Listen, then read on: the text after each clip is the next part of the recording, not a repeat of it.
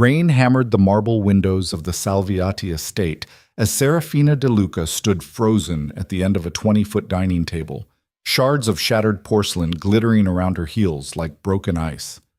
Across from her, Caius Moretti folded his newspaper with surgical precision and delivered 5 words that shattered 11 months of silent devotion. I never loved you, Serafina. No apology, no hesitation, just cold, clinical truth served with his morning espresso. For nearly a year, she had mistaken his cruelty for protection, his silence for grief, his distance for restraint. She believed coldness could soften into love if she waited long enough, endured quietly enough, loved fiercely enough. She was wrong. She wasn't his wife. She was leverage, a transaction sealed in blood and buried secrets. That same afternoon, an aging housekeeper slipped her a key to a hidden safe her father had concealed years before his death, a safe Caius and his entire empire knew nothing about. Inside waited a ledger powerful enough to topple governments, and one horrifying truth that made Serafina's blood run cold. Her father had orchestrated the assassination of Caius Moretti's father. If Caius ever discovered what she now held in her trembling hands, he would kill her without hesitation. So before sunset, Serafina removed her wedding ring, left behind 3 handwritten words, "You were right," and disappeared into the storm. If you want to know whether she survives the night, whether Caius finds her, and whether love can survive betrayal this deep, stay until the end. Hit that like button and drop a comment with the city you're watching from so I can see how far this story travels. The porcelain vase exploded against the wall 6 inches from Serafina's head. She didn't flinch. Couldn't. Fear had calcified somewhere deep in her chest over the past 11 months, hardening into something cold and immovable that made breathing difficult but screaming impossible. Caius didn't even look up from his newspaper. "You're wasting perfectly good Venetian glass," he said, his voice smooth as poisoned honey. "Your father would be disappointed." Serafina's fingers curled against the mahogany table, nails biting into wood grain polished to a mirror shine. Outside, rain hammered the estate's black marble windows in sheets, turning the Tuscan countryside into a watercolor blur of gray and green. The storm had been building for hours, so had the silence between them. "Don't talk about my father," she managed, her voice smaller than she wanted, thinner than she needed. Caius finally lifted his gaze. Dark eyes. Empty eyes. The kind of eyes that had watched men die and forgotten their names by morning. "Why not?" He set down his espresso cup with deliberate care. "He's the reason you're here, isn't he? The reason I married you. The reason you're standing in my dining room wearing his mother's pearls like some kind of memorial." The pearls felt like a noose. Serafina had worn them every day since the wedding, a small rebellion disguised as tradition. Her grandmother's pearls, passed down through 3 generations of De Luca women who understood that survival required more than beauty. It required patience, endurance, the ability to smile while your heart turned to stone. "I wore them because I thought—" She stopped herself, swallowed the rest of the sentence like broken glass. "You thought what?" Caius leaned back in his chair, studying her with the clinical detachment of a surgeon examining a tumor. "That I'd notice? That I'd care? That playing the devoted wife would somehow earn you something other than contempt?" The words landed like bullets. Serafina had spent 11 months constructing elaborate explanations for his cruelty. He was grieving. He was overwhelmed by the weight of the empire. He was protecting her from the darkness of his world by keeping her at arm's length. She had built entire mythologies around his silence, transforming neglect into noble sacrifice. All lies. "I thought," she said quietly, "that eventually you'd see me as something other than an obligation." Caius laughed. Actually laughed. The sound echoed through the cavernous dining room, bouncing off frescoed ceilings that depicted angels and demons locked in eternal battle. The irony wasn't lost on her. An obligation. He tasted the word like wine. "That's generous. You were a transaction, Serafina. A very expensive, very necessary transaction that secured peace between our families after your father's unfortunate passing." Unfortunate. Her father had been found with a bullet in his skull and his ledgers missing. The official story was suicide. Everyone knew better. Nobody said anything. That's how power worked in their world. Truth was negotiable. Silence was currency, and blood bought loyalty that lasted exactly as long as the checks cleared. "You married me 2 weeks after he died," Serafina whispered. 2 weeks. Timing is everything in business. Caius stood, adjusting his cufflinks with practiced ease. Custom Italian silk, platinum, engraved with the Moretti family crest, a serpent devouring its own tail. Your father understood that. He built an empire on precise timing and ruthless efficiency. Shame he didn't apply the same principles to his personal security. The implication hung in the air like smoke. Serafina's hands trembled. "You didn't kill him?" Caius moved around the table with the fluid grace of a predator circling wounded prey. "No, though I considered it. Your father had a talent for making powerful enemies. One of them finally got creative. He stopped 3 feet away, close enough that she could smell his cologne, something dark and expensive that probably cost more than most people earned in a month. Close enough that she could see the tiny scar above his left eyebrow, the only visible evidence that Caius Moretti had ever been vulnerable, ever been anything other than perfectly controlled. "But I did marry you," he continued softly. "I married you because your father's death left a power vacuum that would have ignited a war across 3 countries if someone didn't move quickly. I married you because every rival family was circling like sharks, waiting to carve up the DeLuca territories. I married you because it was strategically sound, politically necessary, and financially advantageous." Each word was a scalpel. "I married you," Caius finished, "because your father was useful. You are considerably less so." Something inside Serafina died quietly. Not her love for him, that had been dying slowly for months, withering like cut flowers in a forgotten vase. Not her hope, that had suffocated somewhere around the 4th month of sleeping alone in a bed built for 2. Her fear died, the terror that had kept her small, kept her quiet, kept her performing the role of dutiful wife while slowly disappearing into the estate's marble halls like a ghost. It evaporated. What rushed in to fill the vacuum was something colder, clearer, infinitely more dangerous. "Look at me," she said. Caius raised an eyebrow. "I am looking at you." "No, actually look at me, not through me, not past me, at me." For a moment something flickered across his face. Surprise, maybe, or curiosity. Then it vanished, replaced by that familiar mask of elegant indifference. He looked, really looked. "Now say it again," Serafina ordered, her voice steady for the first time in 11 months. "Tell me you never loved me. Tell me I was just a transaction. Tell me I meant nothing, but this time do it while actually seeing me." The silence stretched between them like wire pulled taut. Rain continued its assault on the windows. Somewhere in the house, a clock chimed noon. The sound felt like a countdown. Caius held her gaze. Those dark, empty eyes that had watched empires crumble and men break. "I never loved you," he said clearly. "You were a transaction, a means to an end, a strategic acquisition that secured peace and consolidated power. You mean nothing to me beyond what your name provided." He didn't blink, didn't hesitate, didn't lie. "Thank you," Serafina said quietly. "I needed to hear that." She turned and walked toward the dining room doors, her heels clicking against marble with each measured step. Behind her, she heard Caius pour another espresso, unruffled, unmoved, already dismissing her from his thoughts like a minor inconvenience. She made it to the hallway before her knees buckled. The housekeeper found her 20 minutes later, sitting on the floor of the west corridor with her back against Louis XIV wallpaper that probably cost more than a car. Maria Battaglia was 73 years old and had worked for the DeLuca family since before Serafina was born. She had witnessed 3 generations of brutality disguised as legacy, had cleaned blood from marble floors and buried secrets in locked drawers. She was also the only person in the entire estate who looked at Serafina with something resembling sympathy. "Signora," Maria's voice was gentle, "you should not be on the floor." "Why not?" Serafina stared at nothing. "It's honest, at least. No pretense. Just cold stone and the truth." Maria lowered herself down with a soft grunt, joints protesting, and sat beside her. For a long moment, neither spoke. The house settled around them, ancient wood creaking, pipes groaning, the weight of centuries pressing down on foundations built to last forever. Your father, Maria said finally, used to sit in this exact spot when he was troubled.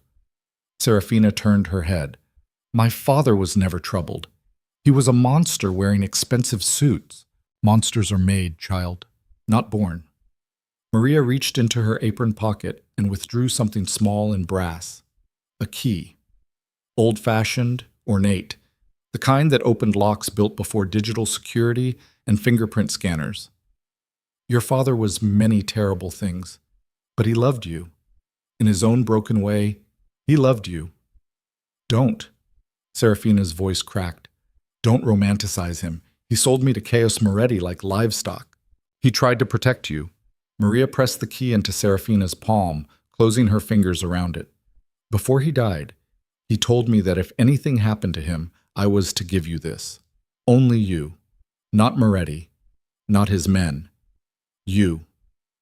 The brass was warm from Maria's pocket, worn smooth by decades of use. What is it open? The hunting room. 3rd floor. Behind the painting of the boar hunt, the one your grandfather commissioned in 1947, there's a safe hidden in the wall. Your father kept things there, important things, things he never wanted Moretti to find. Serafina's heart hammered against her ribs. Why are you telling me this now? Maria's weathered face was unreadable. Because I saw your eyes when you walked out of that dining room. I've seen that look before. On your mother's face, 3 months before she died. On your grandmother's face the night she disappeared. On women who've reached the end of what they can endure. I'm not disappearing. No? Maria stood slowly, knees popping. You're deciding whether to fight or surrender. The key gives you options. What you do with options is your choice. But I've worked in this house for 52 years, child. I've learned that secrets are the only currency that matters when you have no power of your own. She walked away without another word, leaving Serafina alone in the hallway, with a brass key burning a hole in her palm and questions multiplying like cancer cells. The hunting room was exactly where Maria said it would be. 3rd floor, east wing, a forgotten space filled with mounted animal heads and weapons that hadn't been fired in decades. The boar hunt painting dominated one wall, a Baroque massacre frozen in oils and gold leaf, all blood and tusks and aristocratic violence. Serafina's hands shook as she swung the heavy frame aside. The safe was small, unremarkable, the kind of thing you'd pass without noticing if you didn't know to look. The key slid in smoothly, tumblers clicking like bones breaking. Inside, a leather-bound ledger. Nothing else. She pulled it out carefully, half expecting it to explode. The leather was soft with age, the pages yellowed but intact. Her father's handwriting covered every line in meticulous detail. Dates, names, amounts, transactions that spanned decades. Serafina sank into a dusty armchair and started reading. 2 hours later, she understood why her father had hidden it. The ledger wasn't just a record of criminal activity. It was a map of corruption so vast, so intricate, that it touched governments across 3 continents. Politicians, judges, cardinals, military officers, corporate executives. All of them bought, blackmailed, or broken. All of them documented with forensic precision. Her father had been meticulous. Every payment was logged, every favor recorded, every piece of leverage cataloged like inventory in a warehouse. This wasn't just evidence. It was a nuclear bomb waiting for someone to push the button. But it was the final section that made Serafina's blood turn to ice. A list of assassinations. 23 names. 23 people her father had ordered killed over 30 years. And there, third from the bottom, dated 6 years earlier. Giovanni Moretti. Payment, 2 million euros. Contractor, external. Method, car accident. Completion, confirmed. Giovanni Moretti, Caius's father. The man whose death had triggered the brutal consolidation of power that eventually led to Caius becoming the youngest and most feared crime lord in northern Italy. Serafina read the entry 3 times, hoping she'd misunderstood, hoping the words would rearrange themselves into something less catastrophic. They didn't. Her father had killed Caius's father, and Caius had married her without knowing. The ledger slipped from her fingers, hitting the floor with a soft thud that sounded like a gunshot in the silent room. She sat frozen, mind racing through implications that multiplied like a virus. If Caius ever discovered this, he would kill her. Slowly, painfully, publicly. He would make an example of her that would be whispered about for generations. But there was more. Serafina flipped back through the pages with trembling hands, searching for something that had caught her eye earlier. A notation that hadn't made sense the first time. There. 18 months before the ledger's final entry, a payment that made her stomach twist. Elena De Luca. Payment, 500,000 euros. Contractor. Internal medical. Method. Accelerated illness. Completion. Confirmed. Elena De Luca. Her mother, who had died of cancer when Serafina was 16. Her mother, whose illness had been sudden and aggressive and mercifully quick. Her mother, who she'd sat beside during those final horrible weeks, holding her hand while poison pumped through her veins disguised as a medicine. Her father hadn't just killed enemies, he'd murdered his own wife. Serafina ran to the corner of the room and vomited until her stomach was empty and her throat burned and tears streamed down her face in a flood she couldn't control. Outside, the storm intensified. Thunder rolled across the Tuscan hills like artillery fire. She knelt on the floor of the hunting room for what felt like hours, surrounded by dead things and darker truths, trying to reconcile the father she'd loved with the monster documented in leather and ink. Eventually, her tears stopped. Eventually, her hands stopped shaking. Eventually, something crystallized inside her chest, something harder than diamond and sharper than broken glass. Purpose. Serafina stood, wiped her face, and collected the ledger with steady hands. She knew exactly 3 things with absolute certainty. 1. She could never let Caius find this. If he discovered her father had killed his, she wouldn't survive the night. 2. She could never stay in this house, this marriage, this life built on corpses and lies. 3. She had a choice to make. Destroy the ledger and live as Caius Moretti's useless wife until he tired of her and discarded her like garbage. Or run. Take the ledger. Disappear. Become something other than a transaction. She chose survival. The decision took less than a heartbeat. Serafina moved through the estate like a ghost, collecting only what she could carry. Passport, cash, a few photographs of her mother from before the sickness. The pearls. She left behind designer clothes and jewelry and every expensive thing Caius had provided, gifts that were really just receipts for a purchase made with her father's blood. In the bedroom she'd slept in alone for 11 months, she found her wedding ring still on the nightstand where she'd left it that morning. The diamond caught the dim light, throwing tiny rainbows across white silk sheets that had never been rumpled by anything more passionate than restless sleep. She picked up the ring and held it for a long moment, feeling its weight, its cold perfection, its terrible symbolism. Then she set it down with 3 handwritten words on embossed stationery. You were right. By the time the sun set over the Tuscan hills, Serafina De Luca, wife of Caius Moretti, daughter of a monster, keeper of secrets that could ignite wars, was gone. She walked out of the estate through the service entrance with a backpack and the ledger, and nothing resembling a plan beyond survive and don't stop moving. The rain soaked through her coat within minutes. She didn't care. Each step away from the marble prison felt like resurrection. Cold. Painful. Absolutely necessary. A mile down the road, headlights cut through the darkness. Serafina froze, certain it was Caius's men already, certain her escape had lasted less than an hour before discovery. Her hand moved to the knife in her pocket, a small blade she'd taken from the kitchen, useless against trained killers but better than nothing. The vehicle slowed. An old taxi, dented and rusted, looking like it had survived decades through sheer stubborn refusal to die. The driver rolled down his window. Senora, you need help? He was maybe 60, with a weathered face and tired eyes that had seen too much and stopped judging long ago. Serafina made a decision in the space between heartbeats. How far will 5,000 euros take me? The driver's eyes widened. 5,000 euros was probably 6 months of income. Maybe more. Depends where you're going. Away. Her voice was steady, final. Just away. As far and as fast as possible. And you never saw me. You never picked me up. You never heard my name. The driver studied her for a long moment, taking in her soaked designer coat, her desperate eyes, the way she kept looking over her shoulder like prey expecting pursuit. He'd seen this before. Women running, women fleeing, women who'd finally hit their breaking point. Get in, he said quietly. I know people. people who can help. Serafina climbed into the back seat, holding the ledger against her chest like a child clutching a stuffed animal. The taxi smelled like cigarettes and old leather and the particular desperation of working-class survival. As they pulled away from the estate, she looked back one final time. The lights of the Salviati house blazed against the storm, a fortress of marble and lies and beautiful, terrible things.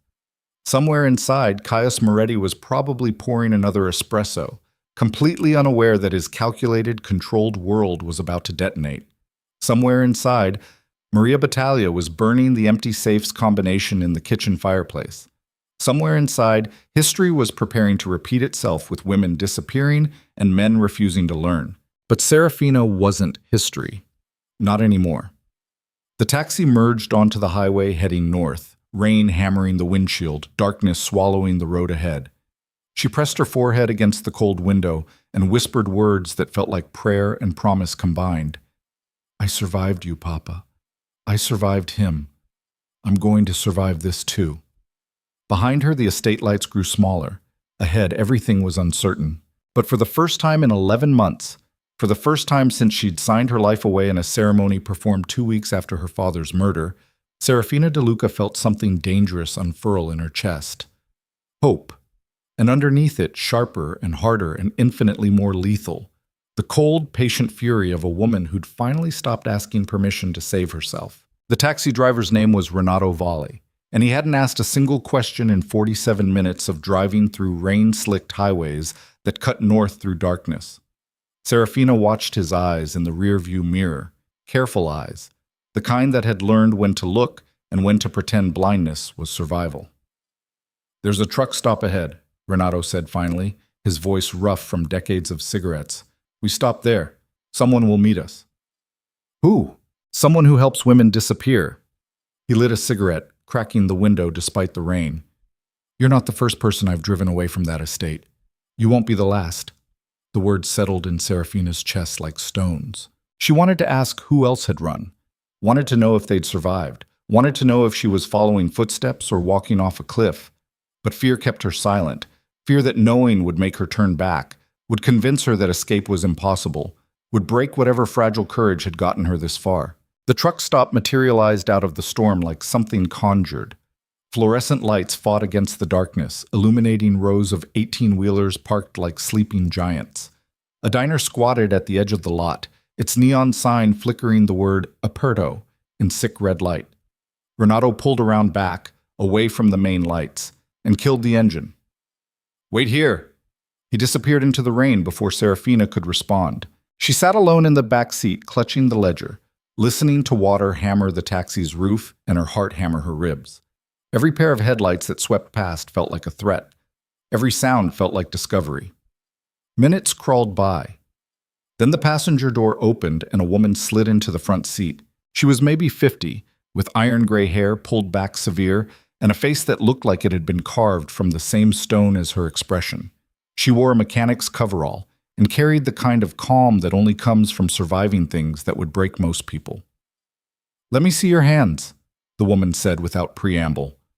Serafina held them up, trembling, soft, manicured, the hands of someone who'd never worked a day in their life. The woman snorted. "You're De Luca's daughter, the one who married Moretti." It wasn't a question. Not anymore. Serafina's voice was steadier than she felt. "I left." Left or ran? Does it matter? It does if Moretti's men are 5 minutes behind you looking to drag you back. The woman turned in her seat, studying Serafina with the clinical assessment of someone evaluating merchandise. "Renato says you paid him 5,000 euros to drive you away from the estate. That's either desperation or stupidity. Which is it?" "Survival." The woman's expression didn't change. "You carrying anything illegal?" Serafina's grip tightened on the ledger. "Information, dangerous information." "About Moretti?" "About everyone." Something flickered in the woman's eyes. Interest, maybe, or calculation. "My name is Giulia Nero. I run a network that helps women escape situations they can't survive. Abusive husbands, organized crime, trafficking. We've moved maybe 200 women in the past decade. Some make it, some don't. But everyone who comes to me follows the same rules. What rules? Rule 1. Complete silence. You don't contact anyone from your old life, not friends, not family, not the mailman. You're dead to everyone you knew. Rule 2. Absolute obedience. When I tell you to move, you move. When I tell you to hide, you hide. When I tell you to trust someone, you trust them. Your survival depends on following instructions without hesitation. Rule 3. No heroics. You're not going back to settle scores or retrieve sentimental items or say goodbye. You're not a character in a movie. You're prey. Act like it. Serafina swallowed hard. And if I break the rules? Then you're on your own. Julia's voice was flat. Final. And women on their own against the Moretti Empire usually end up in unmarked graves or the bottom of lakes. Your choice. The rain intensified, drumming against the taxi like bullets. Serafina thought about the estate, about Caius discovering her wedding ring and the 3-word note, about his men flooding the countryside searching for her, about what would happen if they found her before she could disappear completely. I'll follow your rules, she said quietly. Julia nodded once. Smart. Renato, get her bag. The next 4 hours were a blur of motion and transfers that felt orchestrated by someone who'd done this 1,000 times. Julia drove her to a farmhouse 15 miles outside Siena, where a pig farmer named Carlo handed her a change of clothes, rough cotton, work boots, nothing that looked expensive or memorable, and burned her designer coat in a barrel behind the barn. You stand out, he said, watching the flames consume Italian leather that cost more than his truck. Everything about you screams money and privilege. That's a target. Blend in or die. From there, a refrigerated cheese truck driven by a woman who introduced herself only as Marta and refused to make eye contact. Serafina rode hidden behind crates of pecorino for 90 minutes, shivering in the cold, trying not to vomit from the smell and the terror. Then a safe house in Arezzo run by an elderly couple who fed her soup and asked no questions and looked at her with the weary sympathy of people who'd seen this tragedy repeat itself across generations. Then another car, another driver, another fragment of the invisible network that existed beneath the surface of normal society, helping the desperate and the hunted stay one step ahead of the predators. By dawn, Serafina found herself in a cottage near Lake Lugano, just across the Swiss border. The woman who owned it was named Beatrice Vescari, and she was the first person in 12 hours who actually smiled. You look like your mother, Beatrice said softly, ushering Serafina inside. Elena had the same eyes, intelligent, sad, old before their time. Serafina froze in the doorway. You knew my mother? We grew up together. Before she married your father, before she became Elena De Luca, and I became someone smart enough to run. Beatrice closed the door, locked it, checked the windows with practiced efficiency. She used to write me letters, secret letters, told me about her life, about you, about how much she loved you, and how terrified she was that you'd end up trapped the same way she was. The grief hit like a fist. Serafina sank into a chair, exhaustion and emotion finally overwhelming the adrenaline that had kept her moving through the night. He killed her! My father! I found evidence. He paid someone to make it look like cancer. Beatrice went very still. You're certain? It's in his ledger. Documented, dated, a transaction just like all the others. And you have this ledger? Serafina pulled it from her bag, setting it on the table between them like evidence at a trial. Everything's in here. 30 years of crimes, assassinations, blackmail, payments, including proof that my father ordered the death of Caius Moretti's father 6 years ago. Beatrice sat down slowly, staring at the leather-bound book like it was a live grenade. Does Moretti know? No. Nobody knows except me. And now you. Then you're carrying a death sentence. Beatrice's voice was matter-of-fact. If the Moretti family discovers what's in there, they'll kill you. If rival families find out you have leverage like this, they'll kidnap you and torture you until you give it up. If the authorities get hold of it, you'll be a witness who mysteriously disappears before trial. That ledger makes you the most dangerous person in Italy. I know. Do you? Beatrice leaned forward, her expression hard. Because running away from an arranged marriage is one thing. Running away with evidence that could topple governments and ignite gang wars is something else entirely. You're not just escaping an unhappy situation, Serafina. You've made yourself a target for every powerful person documented in those pages. The words settled over the room like a burial shroud. Serafina's hands trembled. She pressed them flat against the table, willing them to stop, willing herself to be stronger than the fear threatening to drown her. "What would you do?" she whispered. "If you were me?" Beatrice was quiet for a long moment, studying her with eyes that had seen too much and survived anyway. "I'd burn it," she said finally. "I'd destroy every page and disappear, start over somewhere far away with a new name and a new life and never look back." But your mother couldn't burn her prison either, and it killed her." Beatrice stood, moving to the window. Outside, Lake Lugano stretched silver and still in the early morning light. "The question isn't what I do. It's what you can live with. Can you live knowing your father murdered your mother and 22 other people and his secrets died with him? Can you live knowing Moretti built his empire on your father's crimes and never faces consequences? Can you live carrying this weight silently for the rest of your life?"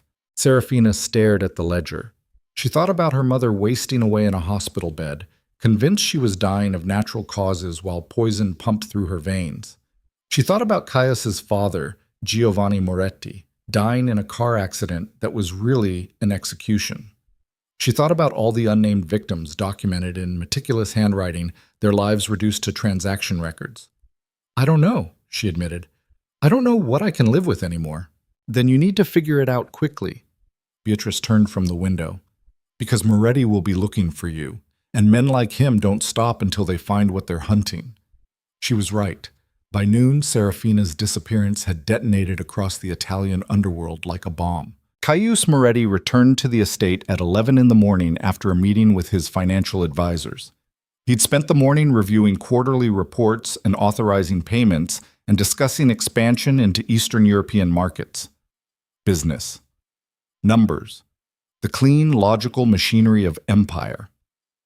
He walked into the bedroom expecting to find Serafina exactly where he'd left her. Invisible, silent, irrelevant. Instead, he found her wedding ring on the nightstand, and 3 words in her elegant handwriting. "You were right." For 30 seconds, Caius stood frozen, staring at the note like it was written in a language he didn't understand. Then he moved. "Find her!"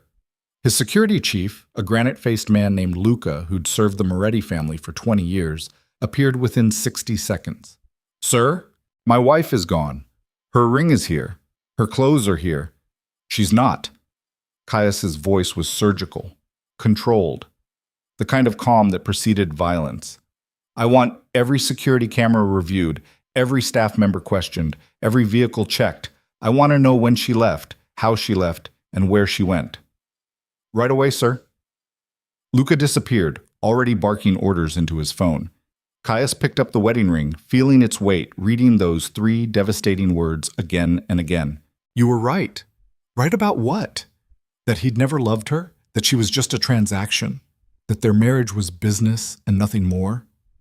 Something twisted in his chest, something uncomfortable and unfamiliar that he immediately suppressed because Caius Moretti didn't do discomfort, didn't do uncertainty, didn't do emotion that couldn't be weaponized or controlled. He set the ring down with deliberate care and walked to her closet. Her clothes hung in perfect rows. Dresses, coats, shoes organized by color, everything expensive, everything untouched, everything exactly as it had been that morning, except her passport was gone. The emergency cash he knew she kept hidden in a jewelry box, gone. And in the back corner, behind silk gowns she'd never worn, he found a cardboard box he'd never seen before. Inside, letters, dozens of them, all addressed to him, all unsent. Caius's hands moved without permission, pulling out the first envelope. The handwriting was Serafina's, careful and elegant and heartbreakingly earnest. He opened it. "Dear Caius, I know you don't read letters. I know you probably never will.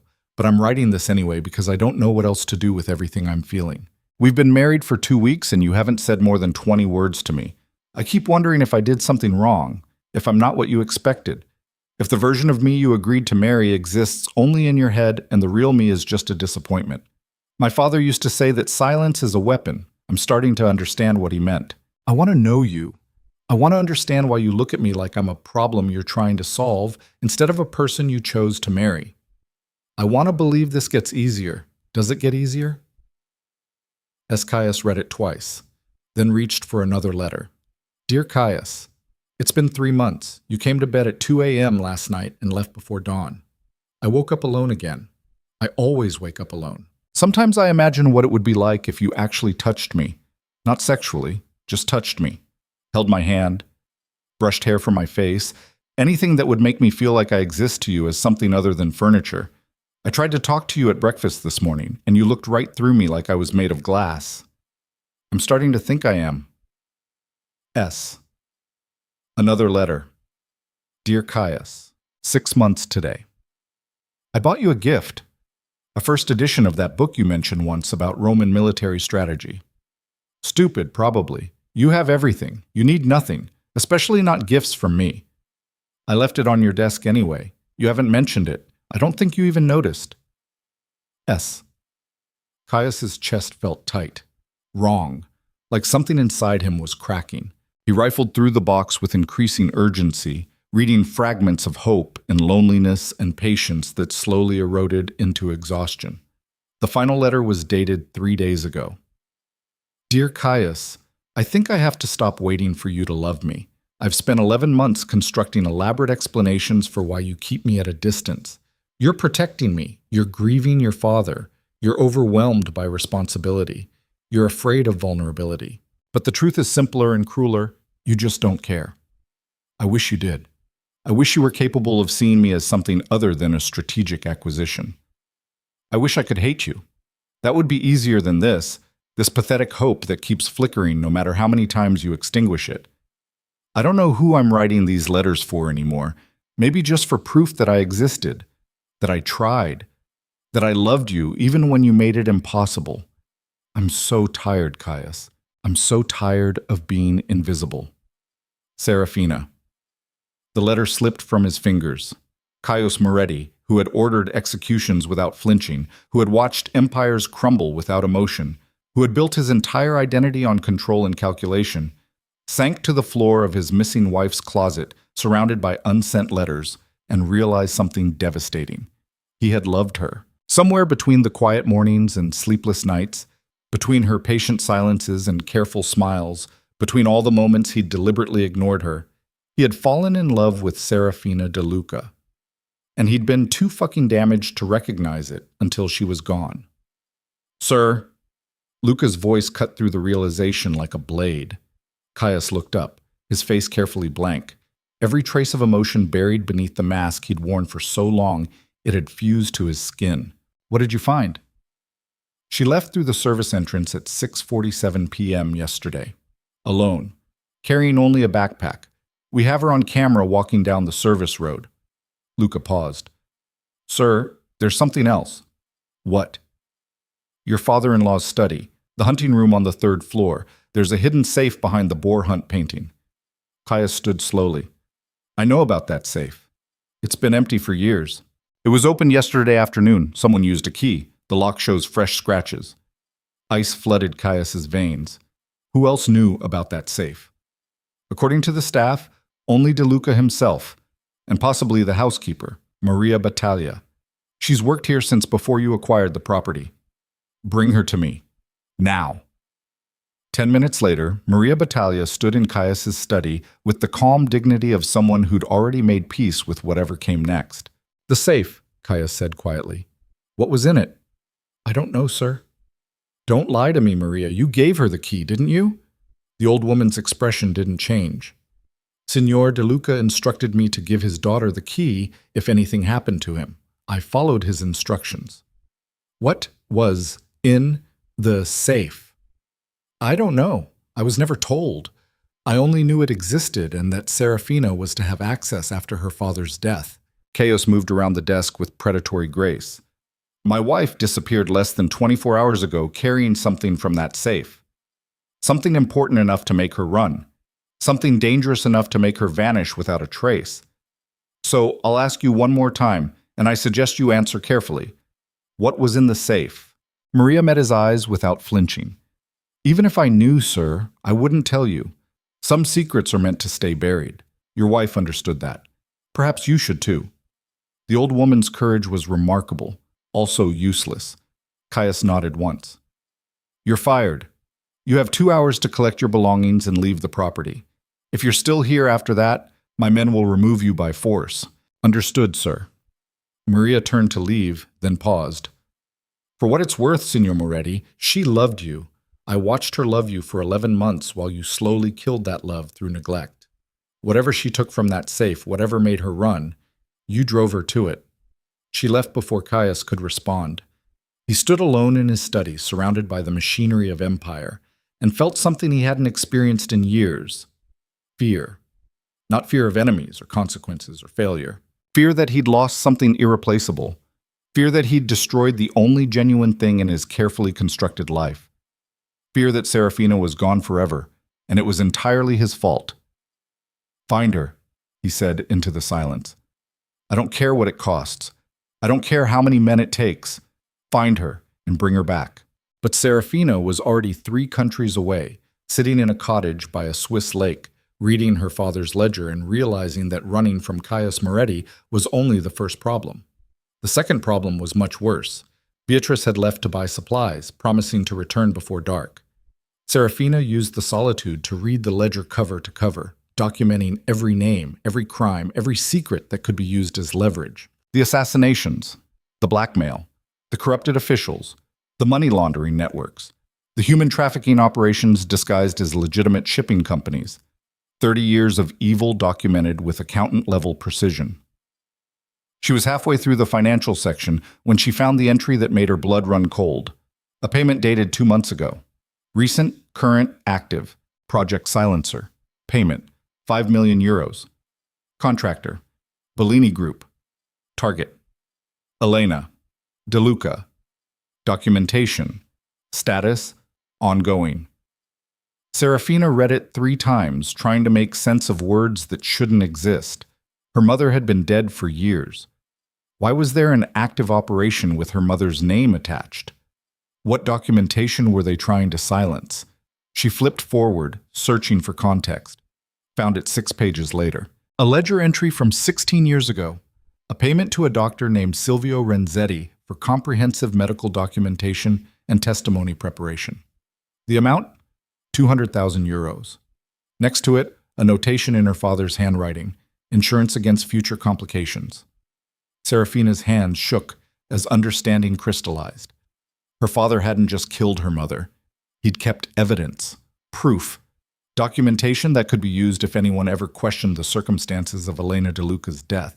And 2 months ago, 3 months before Serafina's wedding to Caius Moretti, someone had paid 5 million euros to find and destroy that evidence. Who? She flipped back through pages frantically, searching for names, searching for connections, searching for anything that would explain why someone would care about her mother's death after all these years. Then she found it.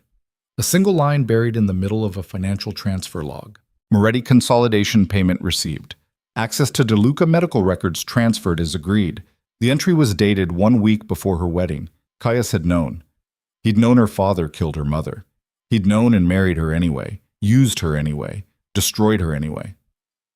Serafina ran to the bathroom and vomited until her stomach was empty and her throat burned and tears mixed with bile in a mess she couldn't separate. When Beatrice returned 2 hours later with groceries and clean clothes, she found Serafina sitting on the floor with her back against the bathtub, staring at nothing. What happened? He knew. Serafina's voice was hollow. Caius knew my father killed my mother. He's been systematically destroying evidence for months. He married me knowing exactly what my father did. He used me to consolidate power while cleaning up the very crimes that gave him justification to take over in the first place. Beatrice set down the groceries slowly. You're certain? It's documented, dated, paid for. Serafina looked up, her face streaked with tears and something harder. I didn't just run from a loveless marriage. I ran from someone who's been playing a game I didn't even know I was part of. Then you can't go back. Ever. You understand that, yes? If Moretti knows what's in that ledger, if he's been actively destroying evidence, he'll kill me. Serafina finished the sentence. Not because I ran. Because I know too much. Because I'm a liability he can't afford. The cottage suddenly felt very small, very isolated, very far from anything resembling safety. Beatrice pulled out her phone. I'm calling my brother, Lucien. He has connections, resources. He can get you somewhere Moretti's network can't reach. Where? South America, Southeast Asia, somewhere far enough away that you become more trouble to find than you're worth. But before Beatrice could dial, her phone buzzed with an incoming message. She read it, went pale. What? Serafina stood. What is it? Moretti's men are already searching. They're flooding train stations, airports, border crossings. They're offering a reward, €500,000 for information leading to your location. Beatrice showed her the phone. A grainy photo of Serafina filled the screen, pulled from security footage. Beneath it, missing, reward for safe return. Safe return. The words were a lie wrapped in civilized language. How long do we have? Serafina's voice was steady, despite the terror flooding her system. Hours. Maybe less. This cottage is registered under my name. If Moretti's people are thorough, and they will be, they'll connect me to your mother. Once they do that, this is the first place they'll look. Then I have to leave. Now. Agreed, but we need a plan. Running blind gets you caught. Beatrice was already moving, pulling out maps, making calls, her hands steady with the efficiency of someone who'd done this before. Lucien can meet you in Como. From there, we route you through Austria, then Germany, then out of Europe entirely. Serafina's mind raced. The ledger. I can't carry it. If I'm caught with it, then we copy it. Photograph every page. Upload it to encrypted cloud storage. Create redundancy. That way the original can be hidden while you have access to the information. They worked in frantic silence. Serafina photographing pages while Beatrice made arrangements, both women moving with the desperate efficiency of people racing against a clock they couldn't see but could hear ticking down. By the time they finished, dusk was bleeding across Lake Lugano. Beatrice handed her a new phone. This is clean, untraceable. Lucien's number is programmed in. Don't call anyone else. Don't access social media. Don't do anything that creates a digital footprint. Serafina took the phone with hands that had stopped trembling and started turning cold. Thank you for everything, for helping me when you didn't have to. Your mother was my best friend. I watched her disappear into that marriage and couldn't save her. Beatrice's voice cracked slightly. I won't make that mistake twice. They embraced briefly, two women connected by tragedy and the determination to survive it. Then Serafina picked up her bag, left the ledger hidden in a locked drawer, and walked out into the gathering darkness. A car waited at the end of the drive. A man she didn't know behind the wheel. She climbed in without hesitation because hesitation meant capture and capture meant death. As they pulled away, she looked back one final time at the cottage where she'd learned the full scope of her father's crimes and Caius's betrayal. The lights were already off. Beatrice was erasing evidence of her presence. Within an hour, it would be like Serafina De Luca had never been there at all. The car merged onto the highway heading toward Como, toward Austria, toward a future that was nothing but question marks and dangerous maybes. In the back seat, Serafina pulled out the clean phone and stared at Lucien's number. One call away from help. One call away from the next link in a chain that might save her, or might lead Caius's hunters straight to her location. Trust or die. Those were the options. She pressed dial. The phone rang once, twice, 3 times. Then a man's voice, cultured and cautious. Yes? Beatrice sent me. She said you could help. A pause. You're Elena's daughter. I was. Now I'm no one. I need to disappear. Disappearing costs money. I have money. I need more than money. I need to know what I'm protecting you from, because if Caius Moretti is involved, he is. Another pause, longer this time. Then you're not just running from a husband. You're running from an empire. That changes the equation considerably. Serafina closed her eyes. I'm carrying information. Dangerous information about my father, about Caius, about crimes that go back decades. If I'm caught, stop talking. Lucien's voice was sharp. Not on the phone. Not anywhere digital. We meet in Como, tomorrow morning. There's a hotel, the Vittoria. Check in under the name Anna Marini. I'll find you. How will I know it's you? You won't. That's the point. Trust your mother's judgment. She trusted me. You'll have to do the same. The line went dead.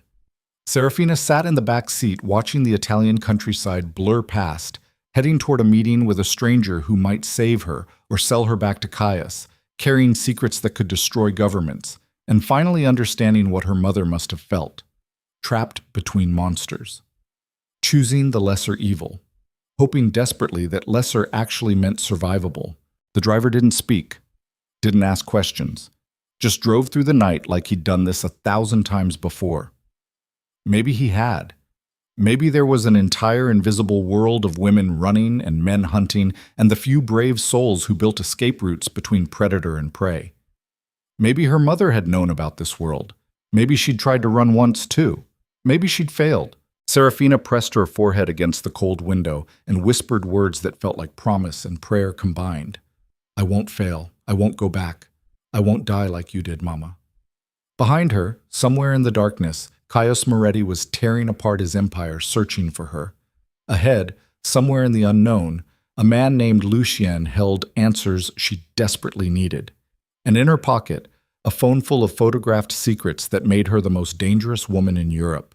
The point of no return wasn't when she left the estate. It was now. This moment. This choice to keep running toward uncertainty instead of surrendering to the devil she knew. The car sped through the night, carrying Serafina De Luca toward Como, toward Lucien Vescari, toward a future that would demand she become someone stronger, colder, and infinitely more ruthless than the frightened girl who'd married a monster 11 months ago. She was done being prey. Starting tomorrow, she would learn to hunt. The Hotel Vittoria sat 3 blocks from Lake Como's waterfront, wedged between a gelateria and a pharmacy that had been there since before the Second World War. It was the kind of place tourists walked past without noticing, clean but unremarkable, expensive enough to be respectable but cheap enough to avoid attracting attention. Serafina checked in at 7 in the morning under the name Anna Marini, paying cash, avoiding eye contact with the desk clerk who looked too tired to care about anything beyond his next cigarette break. Room 302, 3rd floor, window facing the street. She locked the door, checked the bathroom, looked under the bed with the paranoia of someone who'd learned that safety was an illusion maintained only through constant vigilance. Then she sat on the edge of the bed and waited. The phone Beatrice gave her sat silent on the nightstand. Minutes crawled past like wounded animals. By 9 o'clock, Serafina had memorized every crack in the ceiling, every stain on the carpet, every sound filtering through the walls, voices in the hallway, water running in adjacent rooms, the city waking up outside her window, oblivious to the fact that she was hiding inside its ordinary machinery. The knock came at 9:47. 3 sharp raps. Deliberate. Controlled. Serafina stood, her hand moving instinctively to the knife she'd taken from Beatrice's kitchen, a small paring blade that would be useless against a trained killer but made her feel slightly less defenseless. Who is it? Lucien Vescari. Beatrice sent you to me. The voice was cultured, older, carrying the kind of authority that came from decades of being obeyed without question. Serafina opened the door. The man standing in the hallway was maybe 60, silver-haired and sharp-eyed, wearing a tailored suit that probably cost more than the entire hotel. He looked like he belonged in boardrooms and private clubs, not cheap hotels where fugitives hid from their pasts. He stepped inside without waiting for invitation, closed the door, locked it, and studied her with the same clinical assessment Julia Nero had used 2 days earlier. You look like Elena, he said finally. Same eyes, same expression of someone trying very hard not to fall apart. You knew my mother well? Well enough to know she would hate what you've become. Lucien moved to the window, checked the street below with practiced efficiency, then closed the curtains. Well enough to know she'd also understand why you had no choice. Serafina's grip tightened on the knife she was holding behind her back. Beatrice said you could help me disappear.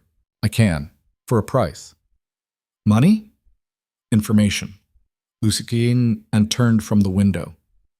You're running from Caius Moretti. That much is obvious.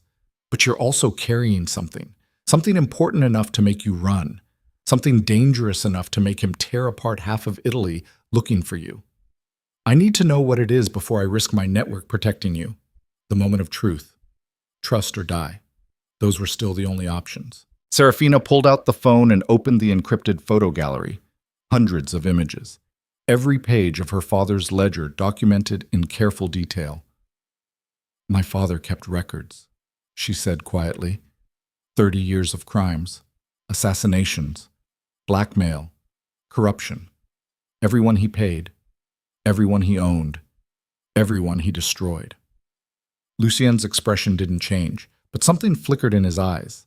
Recognition or calculation. Maybe both. Show me. She handed him the phone. He scrolled through images in silence, his face growing progressively harder with each page. When he reached the entry about Giovanni Moretti's assassination, he stopped. Your father ordered the hit on Caius's father. Yes. Does Moretti know? Not yet. If he finds out, he'll kill you. Lucien continued scrolling. Slowly, publicly, as a message to anyone else who might think about betraying his family.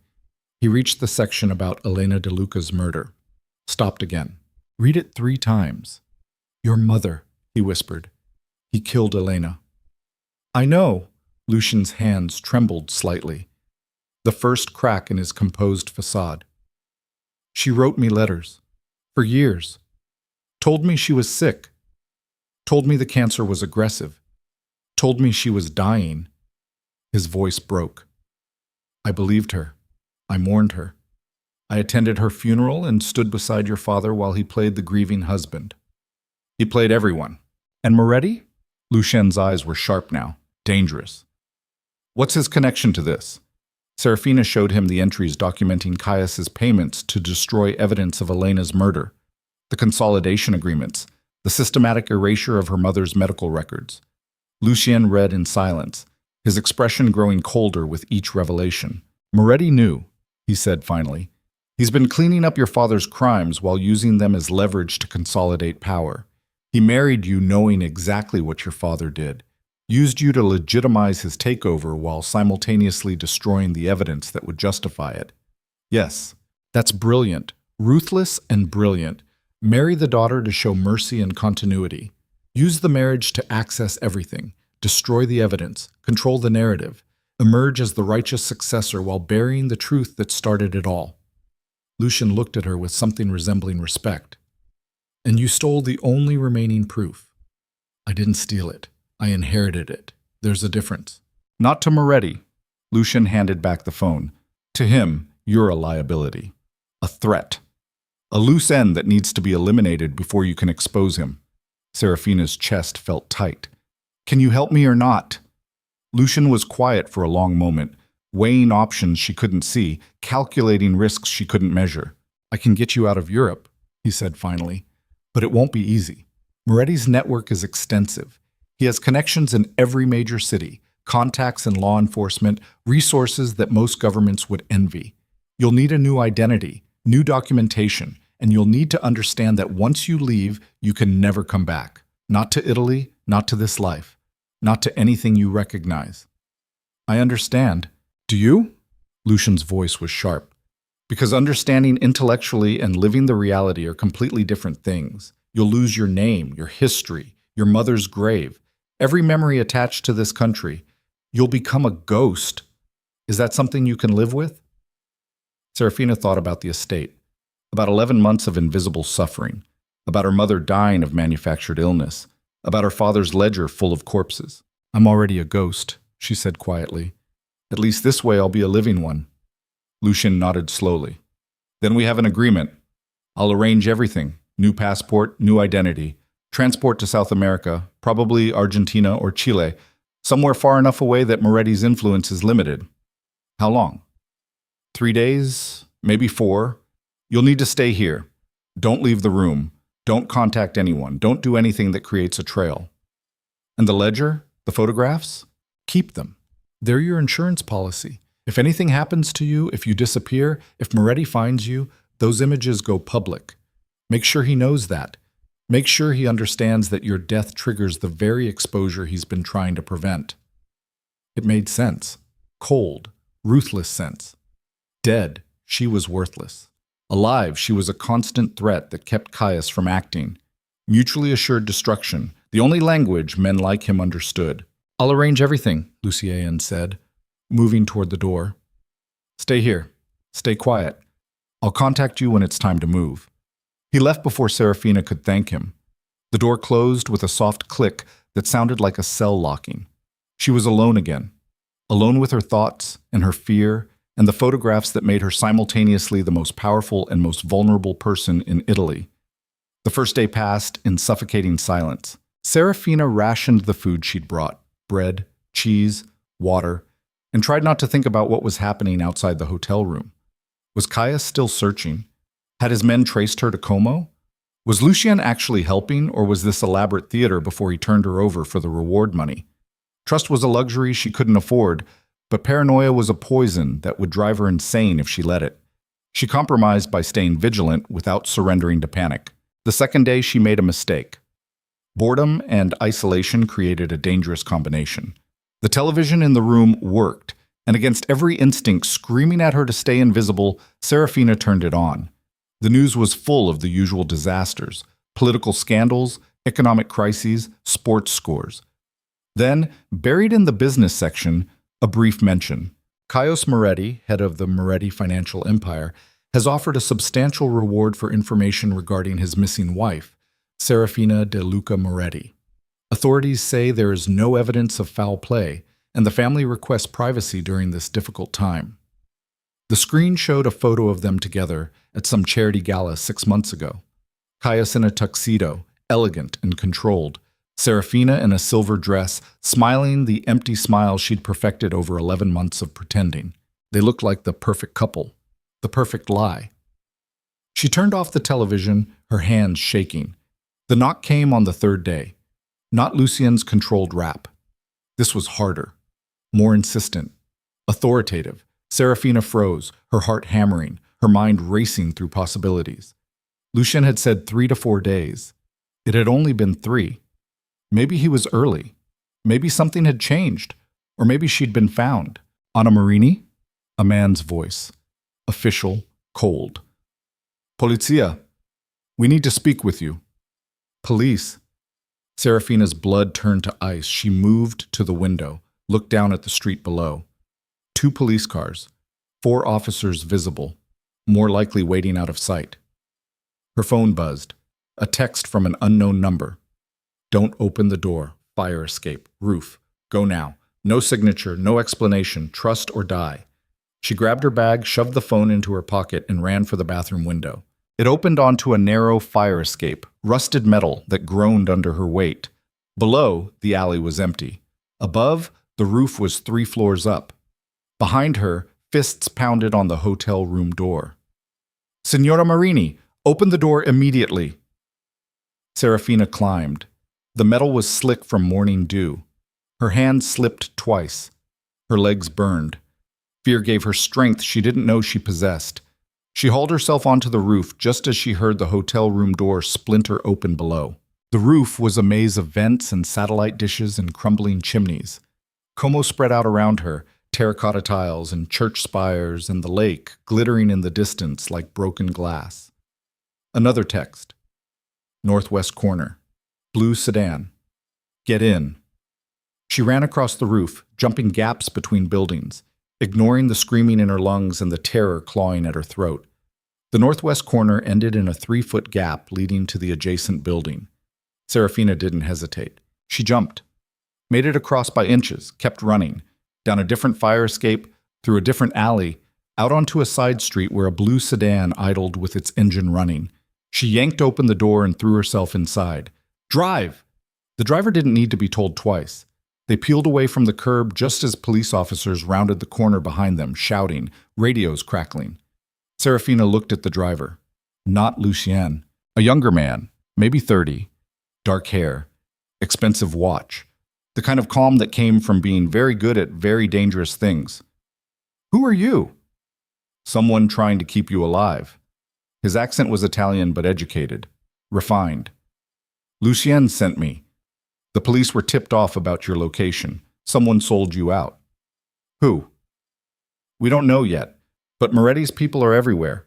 You're not safe in Como, not safe in Italy. We need to move you immediately." They drove for 20 minutes through increasingly rural roads, heading away from the city, away from the lake, toward the mountains.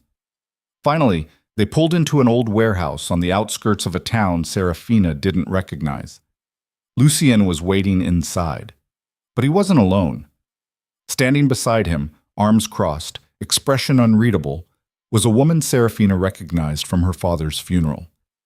Isabella Moretti, Caius's younger sister. Serafina's hand moved instinctively toward her knife. "Don't," Lucien said quietly.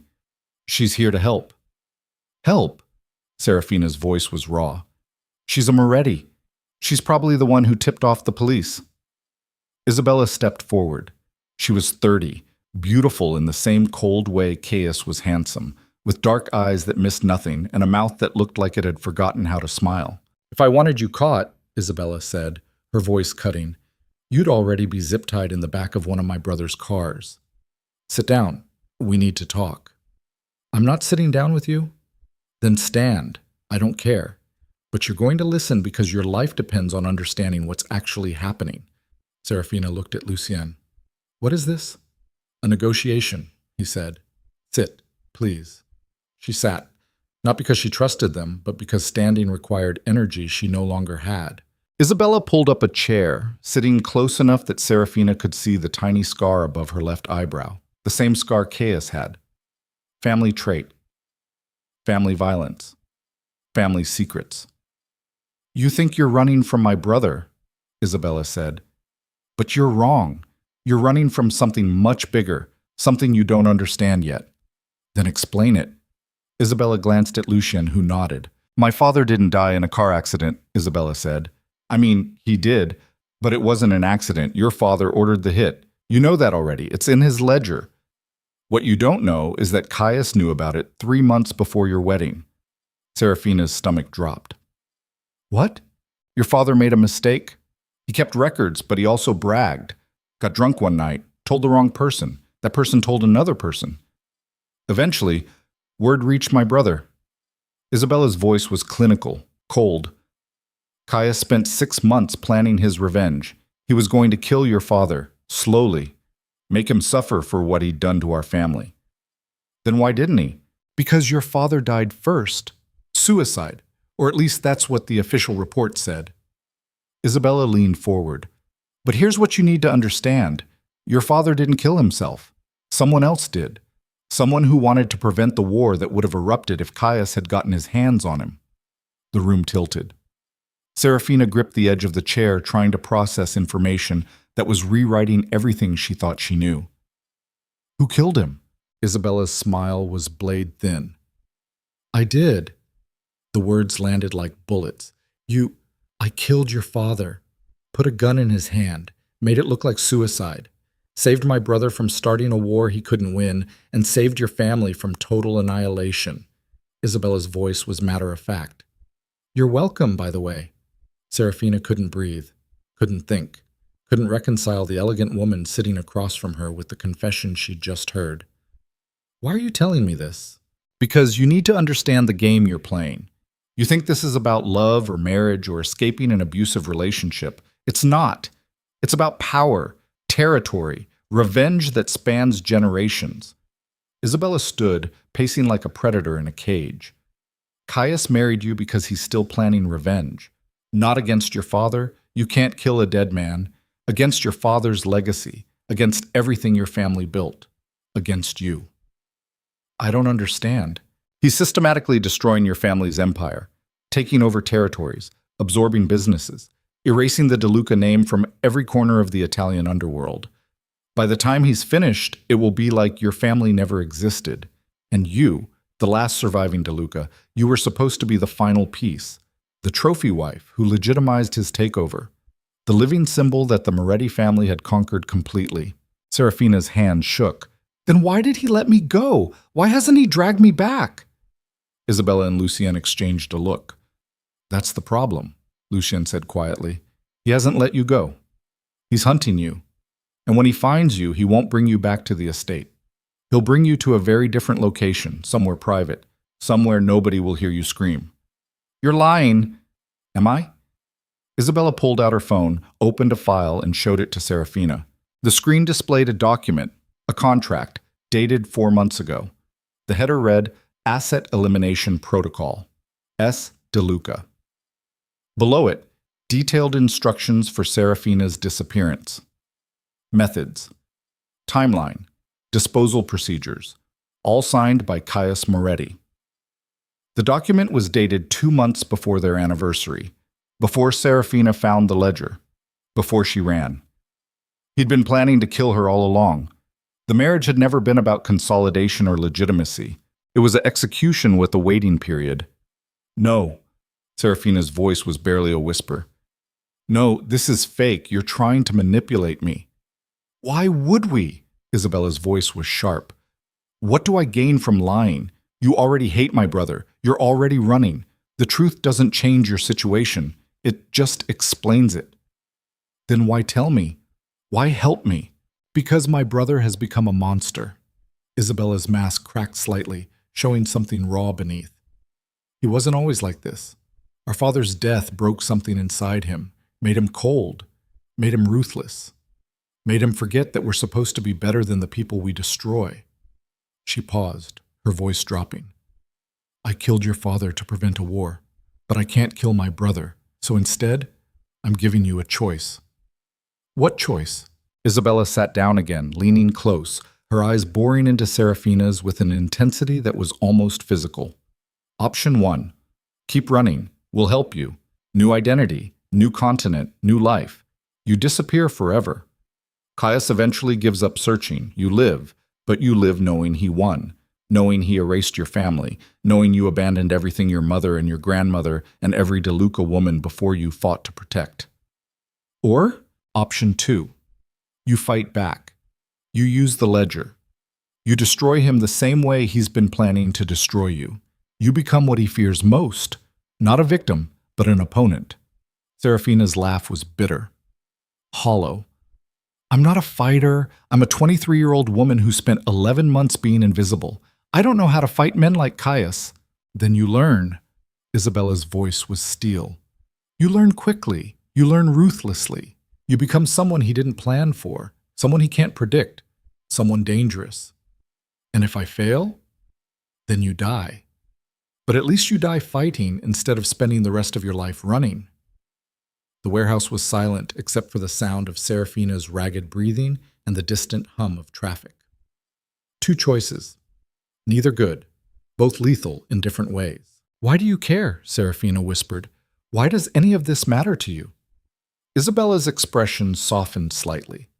For the first time, she looked almost human, because my brother used to be good, before our father died, before revenge consumed him, before he turned into the kind of man who could plan his wife's murder with the same clinical detachment he uses to order coffee. Her voice cracked.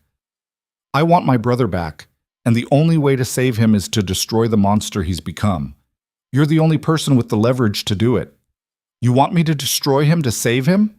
I want you to break him so completely that he has no choice but to rebuild himself into someone better, someone human, someone who remembers what it feels like to lose instead of always winning. The logic was twisted, cruel, desperate, also possibly the only truth Serafina had heard in days. Lucian spoke for the first time in minutes. Whatever you decide, you need to decide now. The police are still searching. Caius's men are closing in. Every hour you wait is another hour they get closer. Serafina closed her eyes. She thought about her mother wasting away in a hospital bed. She thought about her father's ledger full of corpses. She thought about Caius delivering the news of their loveless marriage over breakfast espresso. She thought about the elimination protocol with her name on it. She thought about 11 months of being invisible, being used, being nothing. And she thought about the woman she'd been becoming in the 3 days since she ran, someone harder, colder, infinitely more dangerous than the frightened girl who'd married into the Moretti family. When she opened her eyes, something had changed, something fundamental, something irreversible. If I do this, she said slowly, her voice steady for the first time since entering the warehouse, I need to know everything, every secret, every weakness, every piece of leverage that can be used against him. Isabella smiled. It was a terrible smile, beautiful and brutal and full of the same darkness that lived in her brother. Then welcome to the war, Serafina de Luca. Let me teach you how to kill a king. Outside, Como continued its ordinary existence. Tourists taking photos, boats crossing the lake, the world spinning forward in oblivious normalcy. Inside the warehouse, 3 people plotted the destruction of one of Italy's most powerful crime lords. And Serafina finally understood the truth her mother had tried to teach her through 11 months of silent letters. Survival wasn't about staying small. It was about becoming the monster before the monster devoured you whole. The choice was made. The point of no return was crossed. Now came the hardest part, learning to hunt the man who'd been hunting her all along. Isabella Moretti didn't waste time with sentiment or strategy sessions. Within 2 hours of Serafina's decision, they were moving. The warehouse emptied quickly. Lucien disappeared to arrange documentation and safe houses. The young driver who'd rescued Serafina from the hotel, his name was Marco, and he worked for Isabella's private security team, left to establish surveillance on Caius's movements. That left Serafina alone with the woman who'd murdered her father and was now offering to help destroy her brother. Trust wasn't possible. Alliance was. First lesson, Isabella said, pulling out a laptop and opening encrypted files. Stop thinking like a victim. Victims react. Opponents anticipate. You need to get inside Caius's head before he gets inside yours. They sat at a scarred metal table in what had once been the warehouse's office. The space smelled like rust and old cigarettes and the particular desperation of abandoned places. Isabella pulled up surveillance footage, dozens of files showing Caius over the past 3 days, entering his office, leaving meetings, talking on phones, always controlled, always calculating. Watch his patterns, Isabella instructed. He's methodical, predictable in some ways. Every morning, 6 a.m., he runs the perimeter of the estate. No guards. Just him and whatever demons he's trying to outrun. That's vulnerability 1. You want me to kill him during a morning run? I want you to understand that even kings have routines that make them mortal. Isabella's voice was sharp. Vulnerability 2. Wednesday nights, he meets with his financial advisors at a private restaurant in Florence. Same table, same time. The route is consistent. Vulnerability 3. He trusts exactly 4 people completely. Me, Luca, his security chief, his accountant, and his lawyer. Everyone else is expendable. That isolation is both strength and weakness. Serafina studied the footage, watching Caius move through his days with the mechanical precision of someone who'd turned emotion into liability. What am I looking for?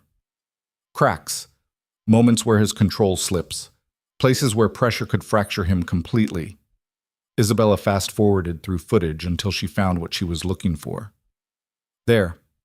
Watch. The video showed Caius in his study 3 nights ago, the night after Serafina disappeared. He sat at his desk surrounded by papers, and for just a moment his mask slipped. His hand trembled as he lifted a glass of whiskey. His eyes were red-rimmed, exhausted, almost human. Then someone knocked on the door, and the mask snapped back into place. Perfect. Impenetrable. Cold. He's breaking, Isabella said quietly. You leaving destroyed something in him he didn't know he had. He's been tearing apart the country looking for you, not because you're an asset, because he can't accept that you escaped, that you chose to leave, that you had agency he didn't control. So what? I'm supposed to feel sorry for him? No, you're supposed to use it. Isabella closed the laptop. Emotional vulnerability is tactical leverage. He's desperate to find you. That desperation makes him reckless, makes him predictable, makes him weak. Serafina's jaw tightened. What's your plan? We force a confrontation, not on his terms, on yours. We make him come to you, and when he does, you give him a choice that destroys him either way. What choice? Isabella smiled that terrible smile again. Surrender the empire or lose you forever. Make him choose between power and the one thing he's realized he actually wants.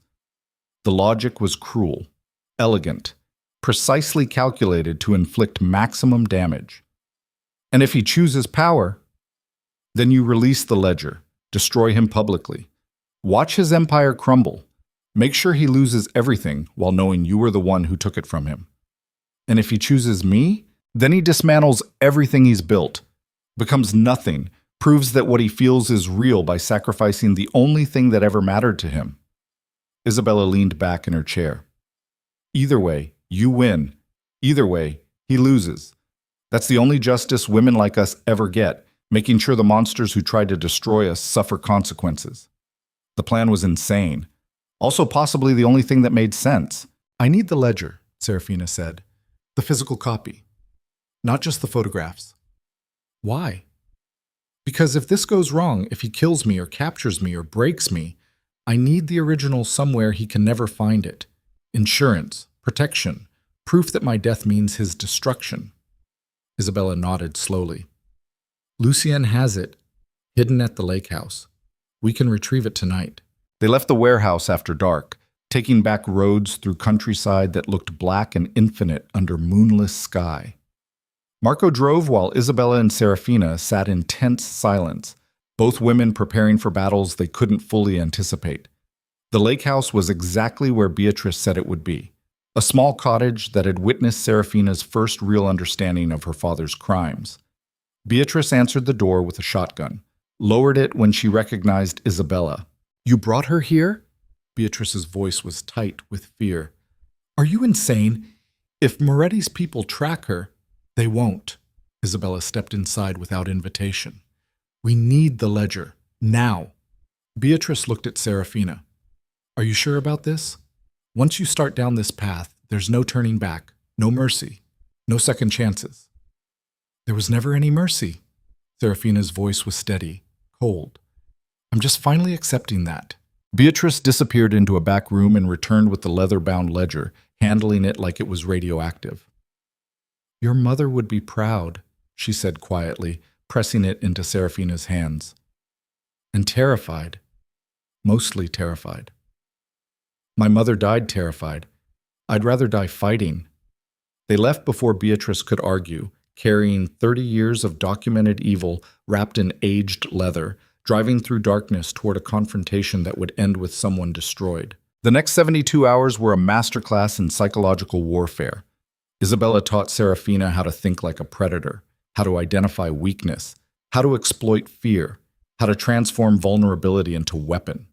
They studied Caius's patterns obsessively, his routines, his contacts, his movements, building a map of his life detailed enough to predict his reactions, anticipate his strategies, stay 3 moves ahead. Marco provided real-time intelligence. Caius had pulled dozens of men from regular operations to search for Serafina. The reward had increased to 1 million euros. Desperation was spreading through his organization like infection. He's losing control, Marco reported on the second day. His men are questioning him. Rival families are sensing weakness. The longer you stay missing, the more his authority erodes. Good. Isabella's voice was clinical. Let him bleed. Let him feel what it's like when the thing you took for granted disappears. On the 3rd day they moved, not to hiding, to visibility. Isabella arranged for Serafina to be seen in Milan, a carefully staged sighting at a luxury hotel, enough witnesses to ensure word reached Caius within hours. The message was deliberate. I'm not hiding anymore. Come find me. The hotel was the Grand Milano, 5-star elegance in the heart of the city, the kind of place Serafina had visited dozens of times in her old life. Now she walked through its marble lobby wearing clothes Isabella had provided, expensive but unremarkable, designed to be noticed but not remembered. She checked in under her real name, Serafina de Luca Moretti. The clerk's eyes widened. Within 10 minutes, 6 different people had made phone calls. Within an hour, the information reached Caius. Serafina waited in her suite on the 14th floor, watching the city spread out below like a circuit board of lights and ambition, knowing he would come. Not immediately. Caius Moretti didn't rush into situations. He calculated, planned, controlled every variable before moving. But he would come. Because for 11 months, she'd been the one thing he couldn't fully control.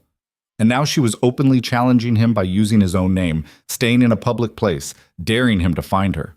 Isabella and Marco were positioned in adjacent rooms, armed, ready, connected by encrypted communications. He'll bring men, Isabella warned through the earpiece Serafina wore. Probably Luca and at least 4 others. They'll try to take you quietly. No scene, no witnesses, just disappear you into a car and drive somewhere private. And when they try, you tell them you'll only speak to Caius, alone, no guards, No weapons. Just the two of you. Make it non-negotiable. Make him choose between his security and his pride. What if he refuses? He won't. His ego won't let him. You're his wife, his property, his failure. He needs to face you himself, needs to understand how you escaped, needs to prove he's still in control. Isabella paused. Men like my brother can't resist the chance to demonstrate dominance. Use that. The knock came at 11:47 p.m. Sharp, controlled, authoritative. Serafina opened the door. Lucas stood in the hallway with three other men, all broad-shouldered and dead-eyed in the way of professional killers who'd stopped counting bodies years ago. Signora Moretti. Luca's voice was respectful. Final. Please come with us. Your husband is very worried. Where is he? Waiting. We'll take you to him. Then bring him here. Luca's expression didn't change. That's not how this works. It is now. Serafina kept her voice level despite the terror clawing at her throat. I'll speak to Caius. Alone. In this room. Tell him if he wants answers. If he wants to understand why I left. If he wants anything other than a very public scene that will be all over the news by morning, he comes here. By himself. No guards. No threats. Just him and me. He won't agree to that. Then we have nothing to discuss. Serafina moved to close the door. Luca's hand shot out, stopping it. You're making a mistake. I've made plenty. One more won't hurt. She met his eyes without flinching.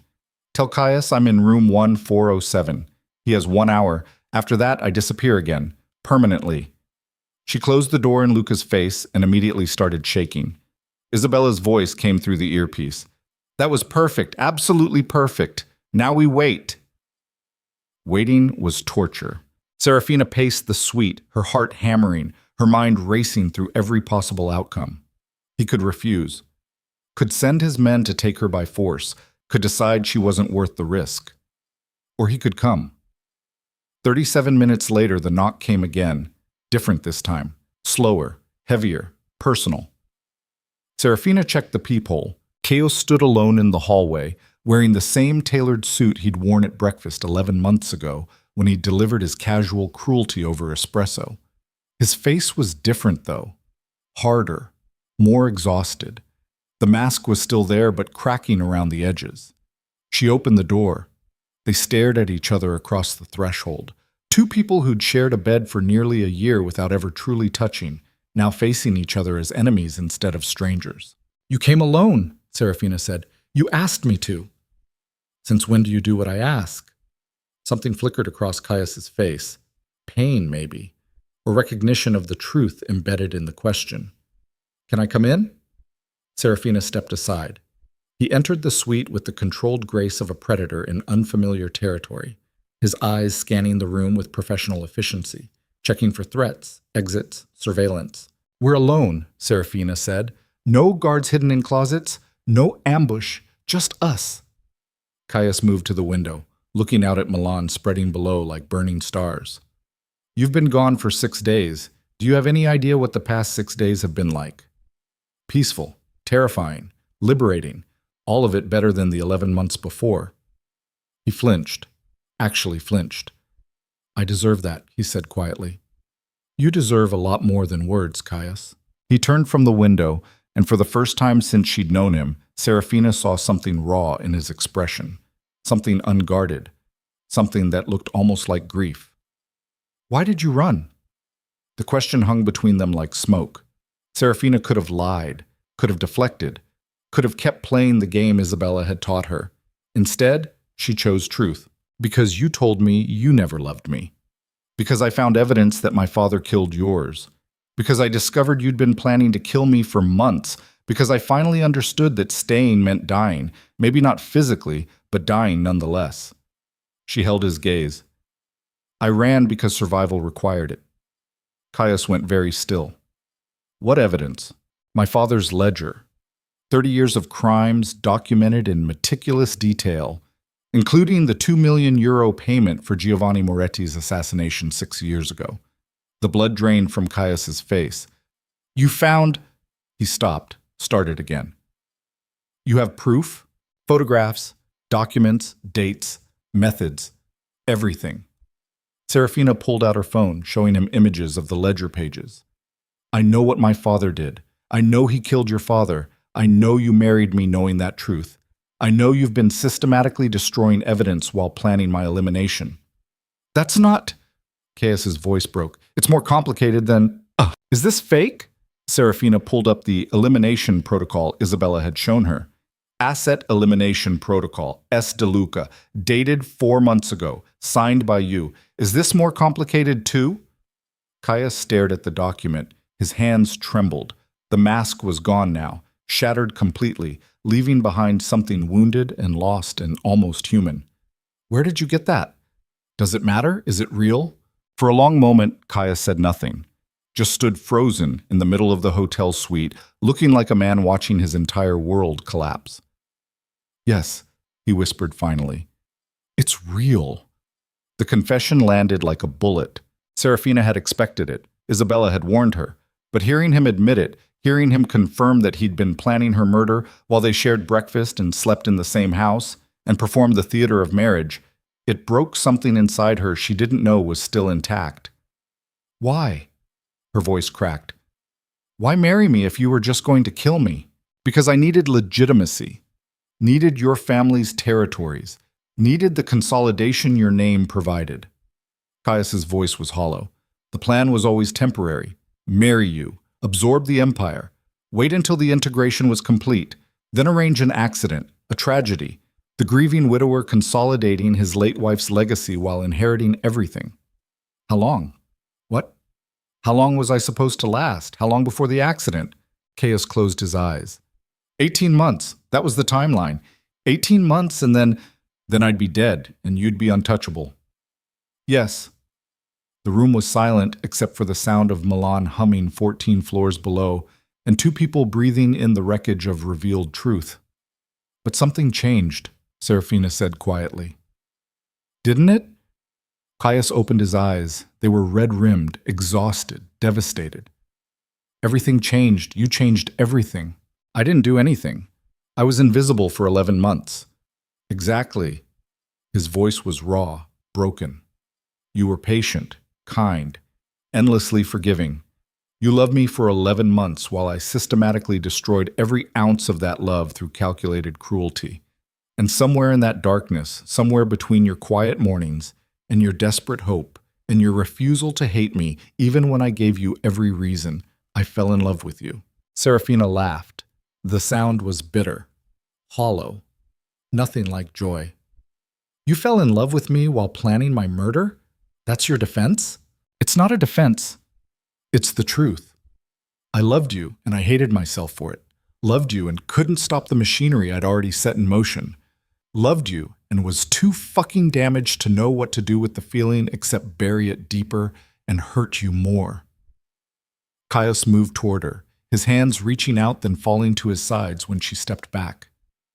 When you left, when I found your ring and those letters, all those letters you wrote me and never sent, I realized what I'd done, what I'd destroyed, who I'd become. And the elimination protocol? Canceled. The morning after you left, I canceled everything, called off the search for evidence, stopped the systematic destruction of your father's crimes, ended the 18-month timeline. His voice dropped to a whisper. I just wanted you back. Safe. Alive. Even if you hated me. Even if you could never forgive me. I just needed you alive. Serafina wanted to believe him. Wanted to believe the desperation in his voice was real, that the grief in his eyes was genuine, that the man standing before her was capable of transformation. But Isabella's words echoed in her mind. Emotional vulnerability is tactical leverage. Prove it, she said. What? Prove that you love me more than power, more than the empire, more than everything you've built on blood and lies and my family's corpses. Caius stared at her. How? Dismantle it, all of it. The territories, the businesses, the criminal network, everything. Serafina's voice was steel. You want me back? You want me to believe anything you're saying is real? Then walk away from the throne. Become nothing.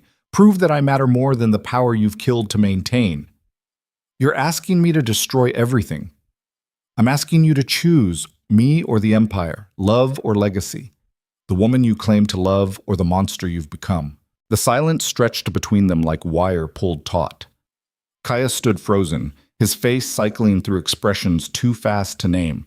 Shock, grief, calculation, desperation, fear. And if I refuse? His voice was barely audible. Serafina pulled out the physical ledger from her bag, set it on the table between them. Then this goes public. Every page, every crime, every name. Your empire collapses. Your allies turn on you. The authorities arrest you. Rival families tear apart whatever's left. You lose everything anyway. But at least this way, you lose it knowing you chose power over the one person who actually loved you. Caius stared at the ledger like it was a bomb. That's not a choice. That's extortion. No. Extortion is what you did to me for 11 months. This is justice. Serafina's voice was cold. Final. You have 24 hours, tomorrow night, midnight. Meet me at the Moretti Estate, the place where this started.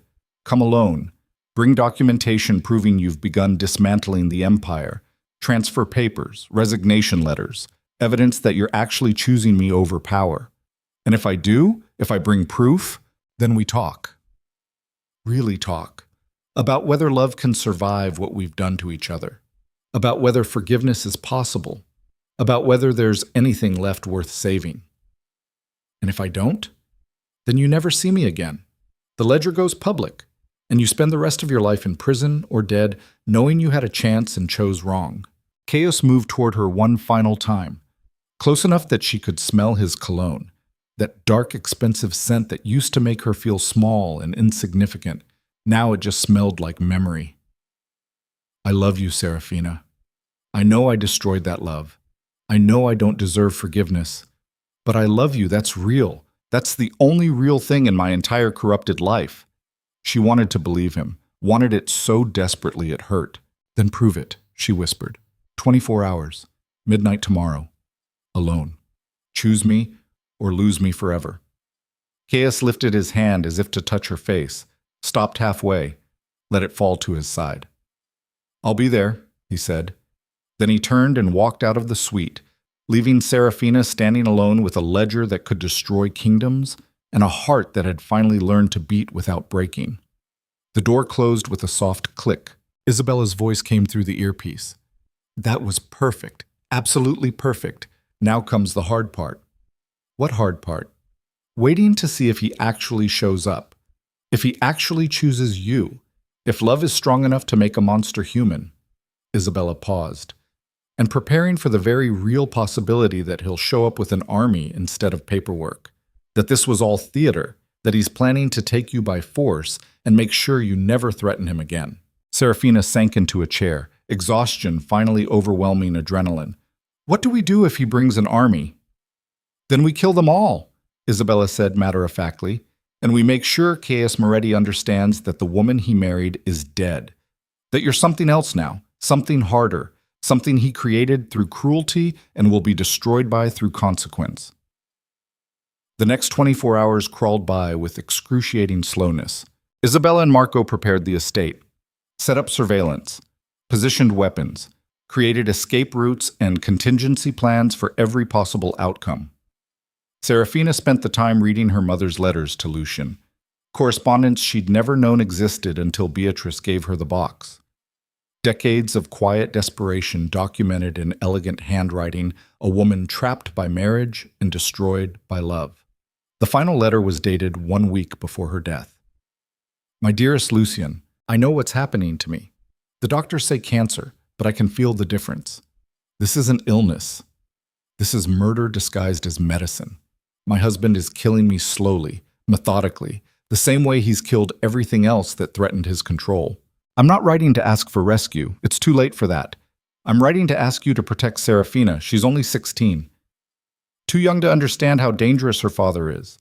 Too innocent to recognize that love is often the prettiest lie monsters tell. If something happens to me, when something happens to me, please watch over her. Don't let her make my mistakes. Don't let her confuse cruelty for protection or silence for strength. Tell her I loved her. Tell her I'm sorry I wasn't brave enough to run. Tell her that survival matters more than loyalty, more than duty, more than the love we're taught to feel for people who destroy us. Tell her to choose herself, always, even when it breaks her, even when it costs everything. With all my love, Elena Serafina read the letter 3 times, tears streaming down her face, finally understanding that she wasn't the first DeLuca woman to face this choice. She was just the first one brave enough to choose survival. Midnight approached with the inevitability of execution. Serafina stood in the same dining room where Caius had shattered her heart 11 months ago. The table was empty now. No espresso, no newspaper, no porcelain vases waiting to be destroyed, just marble and silence and the weight of history. Isabella and Marco were positioned outside, armed, ready, waiting for Serafina's signal if things went wrong. The grandfather clock in the hallway chimed midnight. For 30 seconds, nothing happened. Then headlights cut through the darkness outside. A single car approaching the estate. No convoy, no guards, no army.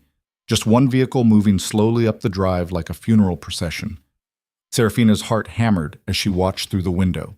The car stopped, the engine cut. The driver's door opened, and Caius Moretti stepped out carrying a leather briefcase, alone in the darkness, walking toward the estate with the slow, deliberate steps of a man approaching his own execution. He'd come, alone, just as she'd demanded. The question was whether he'd come to surrender or to destroy her one final time. Serafina's hand moved to the gun Isabella had given her, small, lethal, hidden in the folds of her dress. The front door opened. Caius walked inside. Their eyes met across the vast dining room, 2 people who destroyed each other standing in the place where it all began. "I'm here," Caius said quietly, "alone, like you asked." "And the proof?" He set the briefcase on the table, opened it. Inside, hundreds of documents, transfer papers, resignation letters, proof of dismantled operations, evidence of an empire being systematically destroyed from the inside. Serafina's hands trembled as she flipped through page after page of Caius Moretti, choosing her over everything he'd ever built. "This is..." Her voice broke. "This is real?" "It's real. I've begun dismantling the empire, piece by piece, territory by territory. It'll take months to finish, maybe years, but it's started. Irreversibly." Caius's voice was steady despite the devastation in his eyes. "You asked me to prove I love you more than power. This is the proof." Serafina looked up from the documents, looked at the man who'd planned to kill her, who'd fallen in love with her, who'd destroyed her and was now destroying himself to prove that destruction could be transformed into something else. And she finally asked the question that mattered most. "Do you actually love me, Caius? Or do you just hate losing control?" The silence between them felt infinite. Caius stepped forward, and for the first time in their entire marriage, he touched her face with gentleness instead of possession. "I don't know anymore," he whispered, his voice breaking completely. "I don't know where the love ends and the obsession begins. I don't know if I'm capable of the kind of love you deserve, or if I'm just a monster trying to possess something beautiful before it escapes. All I know is that losing you feels like dying, and I'd rather die human than live as the thing I've become." Tears streamed down Serafina's face. She pressed the gun against his chest, right over his heart, and watched his expression carefully. He didn't move, didn't flinch, didn't reach for a weapon or try to defend himself, just stood there, accepting whatever judgment she delivered. "I could kill you right now," she whispered. "End this, end you, walk away free." "I know." "Would you stop me?" "No." "Why not?" "Because you'd be right to do it. Because I destroyed the woman who loved me and created the woman who's strong enough to pull that trigger. Because maybe this is justice. Maybe this is what I deserve." Serafina's finger trembled on the trigger. 1 ounce of pressure. That's all it would take. One small movement, and Caius Moretti would die in the same dining room where he'd killed her hope 11 months ago. Poetic. Just. Inevitable. Her finger tightened, and somewhere in the darkness outside, glass shattered, and automatic gunfire erupted like thunder splitting the night, and Serafina realized with devastating clarity that neither of them had ever been in control of this story.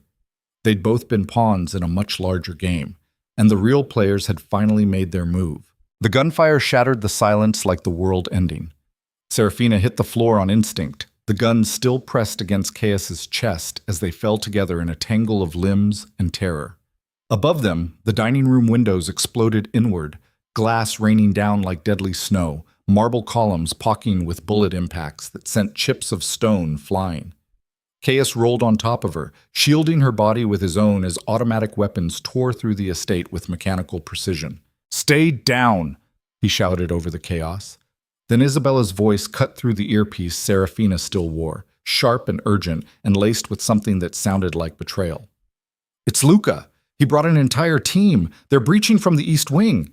Caius's head snapped up, his expression transforming from vulnerable to lethal in the space between heartbeats. The mask he'd removed minutes ago slammed back into place, cold, calculating, absolutely furious. "Luca," he breathed, the name carrying the weight of a curse. More gunfire. Closer now.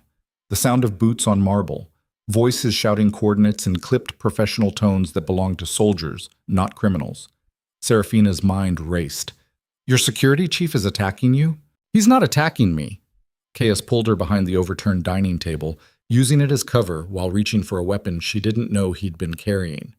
"He's attacking us. This was never about finding you. It was about eliminating both of us." The pieces clicked together with horrifying clarity.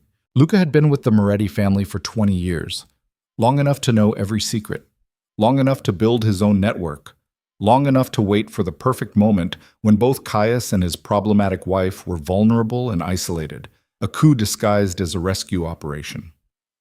"How many men does he have?" Serafina's voice was surprisingly steady despite the terror flooding her veins. "Enough to kill us both if we don't move. Now!" They ran. Through the dining room, down the corridor Serafina had walked 11 months ago as a bride, past rooms filled with expensive furniture and family history, and the ghosts of women who died in this house before her.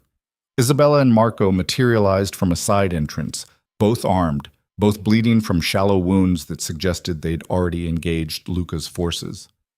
"Kitchen exit," Isabella snapped. "We have maybe 90 seconds before they surround the entire estate." They crashed through the kitchen, all stainless steel and unused appliances because Caius Moretti had never cooked a meal in his life, and out through the service entrance that had witnessed Serafina's escape 6 days ago. This time, she wasn't running alone. The estate grounds erupted in chaos. Men in tactical gear swarmed like ants, their movements coordinated and professional in a way that suggested military training. These weren't street thugs or low-level enforcers. These were specialists. "How long has Luca been planning this?"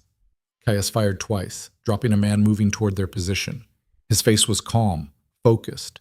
This was the version of him Serafina had only glimpsed, the killer underneath the tailored suits, the monster his father had created through decades of violence. "Months, probably." Isabella reloaded with practiced efficiency. "He saw you falling apart over Serafina, saw the empire fracturing, saw opportunity. Men like Luca don't need ideological reasons to betray. They just need an opening." They made it to the tree line before the real assault began. Luca's voice boomed across the grounds, amplified by speakers, carrying the calm authority of someone who'd already won. "Caius! Serafina! There's nowhere to run. The estate is surrounded. Your people are dead or captured. Surrender, and I'll make this quick. Keep running, and I'll make it hurt." Caius pulled Serafina behind a stone wall that had been there since the property was built 2 centuries ago. His breathing was controlled, his hands steady. "He's bluffing," he said quietly. "If the estate was fully surrounded, he wouldn't be talking. He'd be executing." "Then what's his play?" "Drive us toward the north perimeter. There's a ravine there. Difficult terrain.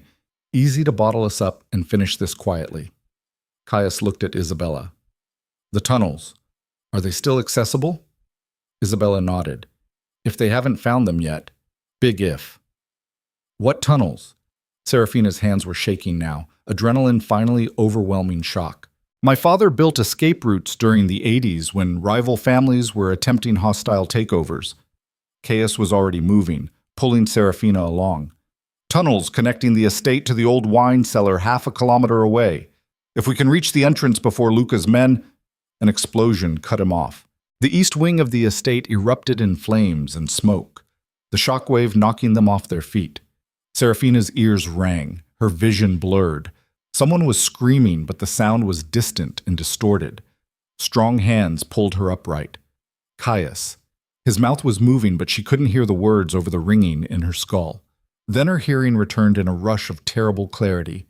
"Have to move now!" They ran through smoke and chaos, through gardens Serafina had wandered during her 11 months of captivity, past the fountain where she'd sat alone wondering if anyone would notice if she disappeared. The tunnel entrance was hidden beneath a false floor in the gardener's shed. Marco reached it first, hauling open the trap door to reveal stone steps descending into darkness. "Go!" Isabella shoved Serafina toward the opening. "Don't stop. Don't look back. We'll hold them as long as possible." "You're not coming?" "Someone has to collapse the entrance after you're clear. Someone has to make sure Luca's men don't follow." Isabella's smile was terrible and beautiful and absolutely final. "I told you I'd help you destroy my brother. Turns out the best way to save him is to make sure you both survive. Isabella, go." Serafina descended into darkness with Caius right behind her. Above, gunfire intensified. She heard Marco shouting coordinates, heard Isabella's weapon firing in controlled bursts, then an explosion that shook the tunnel walls and brought dust raining down like the world collapsing. The entrance sealed with a grinding crash of stone on stone. Silence. Absolute. Suffocating. Serafina's breath came in ragged gasps. Caius found her hand in the darkness, his grip tight enough to hurt. "Keep moving," he whispered. "There's emergency lighting ahead. We keep moving or we die here." They stumbled through blackness that pressed against them like water, following a tunnel that smelled of earth and old wine and the particular desperation of people who'd fled this way before. Emergency lights flickered to life, weak yellow bulbs that had been installed decades ago and maintained through sheer paranoid necessity. The tunnel stretched ahead, carved through rock and reinforced with timber that looked older than either of them. "How far?" Serafina's voice echoed strangely. 800 meters, give or take." Caius was breathing hard now, the mask slipping again, showing the exhaustion underneath. "The wine cellar connects to an old road. From there what? We run forever? We keep hiding while Luca takes over your empire and hunts us across continents." "I don't know." The admission seemed to cost him something. "I don't have a plan beyond surviving the next 10 minutes. They reached the halfway point when they heard it, voices behind them, distant but unmistakable. Luca's men had found the tunnel entrance, had cleared the collapsed debris. "We're following." "They're faster than us," Serafina said. "They're not injured, not exhausted. They'll catch us before we reach the cellar." Caius stopped walking, turned to face her in the weak yellow light. "Then we stop running." "What?" "They expect us to run, to keep fleeing until they corner us. We give them what they don't expect." He pulled out his weapon, checked the ammunition with practiced efficiency. "We fight. There are dozens of them and 2 of us." "Yes, but we have something they don't." "What's that?" Caius's smile was blade thin, absolutely lethal. "Nothing left to lose." They found a choke point where the tunnel narrowed, where timber supports created natural cover. Caius positioned them strategically, him on one side, Serafina on the other, creating a killing field that any approaching force would have to navigate. "Have you ever fired a gun in combat?" he asked, handing her a second weapon from his ankle holster. "No. Aim center mass. Squeeze, don't pull. If it moves toward you, shoot it until it stops moving." The instructions were clinical, brutal, delivered by someone who'd given this speech before. Serafina's hands trembled as she gripped the weapon. 6 days ago, she'd been running from this man. Now she was fighting beside him against common enemies in a tunnel beneath the estate where her marriage had slowly killed everything soft inside her. The irony wasn't lost on either of them. "Serafina," Caius said quietly, "if this goes badly, don't. I need you to know, don't you dare give me a dying confession. We're not dying here. We're surviving. That's what we do. We survive." He looked at her then with something that might have been love or grief or the terrible understanding that they'd finally become equals through shared destruction. "Yes," he whispered. "We survive." The first mercenary rounded the corner 3 minutes later. Caius dropped him with 2 shots before the man could raise his weapon. Then came the flood. 6 men. 8. Too many to count in the chaos of gunfire and screaming and the smell of cordite burning through recycled air. Serafina fired until her weapon clicked empty. Reloaded with hands that shook but didn't fumble. Fired again. The tunnel amplified every sound into a nightmare symphony of violence. Someone went down screaming. Someone else fell silently.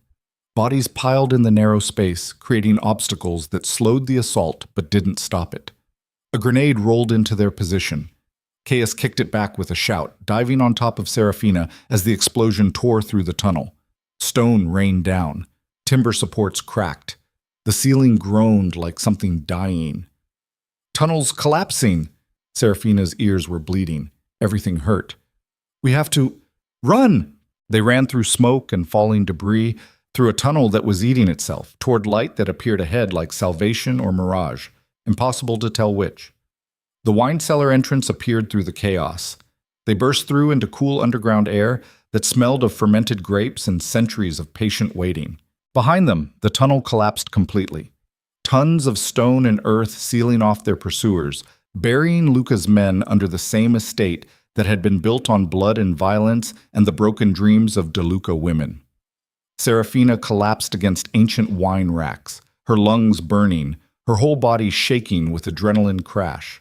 Caius sank down beside her, bleeding from a dozen shallow wounds, his expensive suit torn and filthy and completely ruined. They sat in silence, two survivors of a war neither had wanted, listening to each other breathe and trying to accept that they were still alive. "Isabella," Serafina whispered finally. "Marco, are they?" "Dead, probably." Caius's voice was hollow.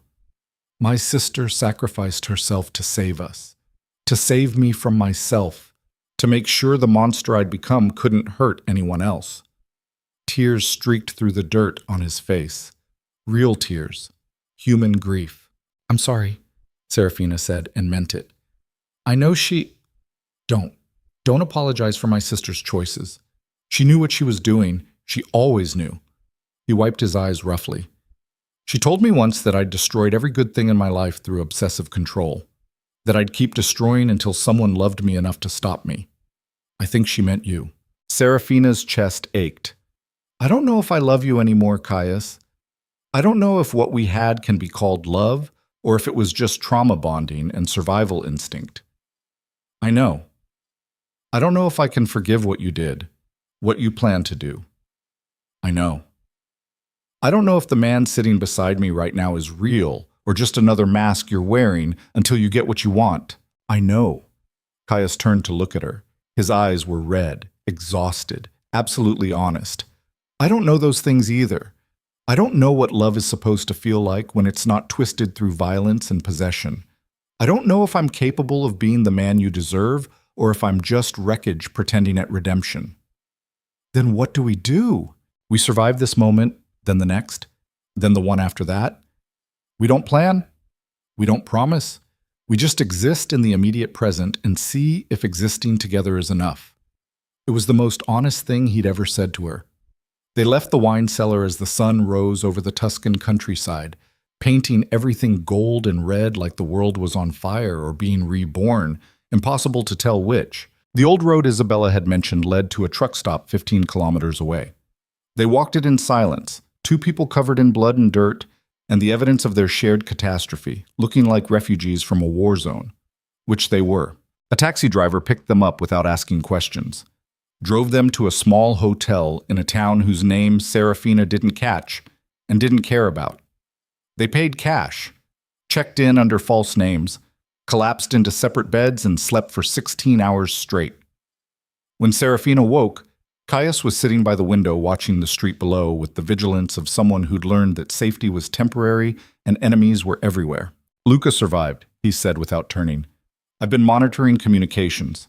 He's claiming the estate was attacked by unknown assailants, that I'm missing and presumed dead, that he's assuming temporary leadership to stabilize the organization during this crisis." "And your people believe him?" "Some do, some don't. It doesn't matter." Caius finally looked at her. "The empire is fractured. Rival families are moving into territories I can't defend. Luca has enough loyal soldiers to hold core operations, but not enough to expand. Within 6 months, everything I built will be carved up and distributed among stronger predators. He said it without emotion, just stating facts. And you're okay with that? I'm alive. You're alive. Compared to the alternative, yes. I'm okay with that. He stood, moving to the small table where the briefcase he'd brought to their midnight meeting sat waiting. I meant what I said. The dismantling orders are real. The Empire is already dying. Luca just accelerated the timeline. Serafina sat up slowly, her body protesting every movement. What happens now? That depends on you. On me? I can disappear. Become someone else. Start over somewhere far away where the Moretti name means nothing and the past can't find me. Caius's voice was careful, cautious. Or I can stay. Fight for what's left. Try to rebuild something less poisonous from the ruins. You're asking me to choose your future? I'm asking if you want to be part of it. Either future. Any future. He moved closer, but didn't touch her. Didn't assume permission. I destroyed the woman who loved me. I know that. But maybe the woman who survived is someone I could love better. Someone I could be better for. If you'd let me try. Serafina looked at the man who'd planned her murder and then dismantled his empire to prove he loved her. The man who'd shielded her body with his own during the assault. The man who'd fought beside her in a collapsing tunnel and cried real tears for his dead sister. She didn't know if she loved him, but she recognized him, recognized the damage, the desperate desire to be more than the monster circumstance had created, the terrible hope that redemption was possible if someone just believed in it hard enough. I need time, she said finally. Time to figure out who I am without being defined by fear or survival or the weight of my family's sins. Time to understand what I actually want instead of just running from what I don't. How much time? I don't know. Months, maybe years, maybe forever. Caius absorbed this with visible pain but no argument. And us? Is there an us in any version of that future? I don't know that either. Serafina stood, wrapping the hotel blanket around herself like armor. What I know is that I'm not going back to being someone's possession. Not yours. Not anyone's. What I know is that love shouldn't feel like drowning. What I know is that if we try this, if we try being anything other than enemies or survivors or two damaged people clinging to each other, it has to be different, completely different, built on honesty instead of lies, on choice instead of obligation, on actual partnership instead of ownership. I don't know how to do that. Neither do I. But I know how to learn, know how to try, know how to demand better than what we had. She held his gaze. The question is whether you're actually capable of giving it, whether the man you're becoming can exist without power, without control, without the empire that defined you for so long. Caius was quiet for a long moment. Then he did something she'd never seen him do in 11 months of marriage. He knelt. Actually knelt on the floor of a cheap hotel room in a town neither of them knew, looking up at her with absolute surrender. Teach me, he said quietly. Teach me how to be someone worthy of you. I don't know if I'll succeed. I don't know if I'm capable of the transformation you deserve. But I'll try. Every day. Every moment. I'll try to be better than what I was. Serafina looked down at Caius Moretti, the most feared crime lord in northern Italy. The man who'd ordered executions without flinching, the monster who'd planned her murder, kneeling in surrender. And she realized something devastating. She had already won. Not by destroying him, by forcing him to destroy himself, by making him choose between power and humanity, by surviving long enough to watch the empire crumble and the monster transform into something almost human. Get up, she said softly. He stood slowly, waiting for judgment.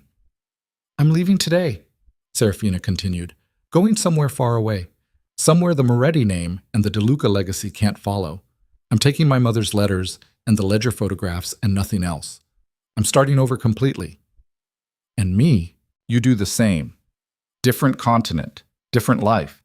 You finish dismantling what's left of the empire. You testify against the corruption you were part of. You turn evidence over to authorities who'll actually use it. You become someone unrecognizable to the man who married me. And then maybe, if we both survive becoming better people, if we both figure out who we are without the violence and the lies and the blood, Maybe we see if there's anything worth building between two people who finally learn to choose themselves first. It wasn't a promise. It wasn't forgiveness. It wasn't even hope. It was possibility, fragile and uncertain and absolutely honest. Caius nodded slowly.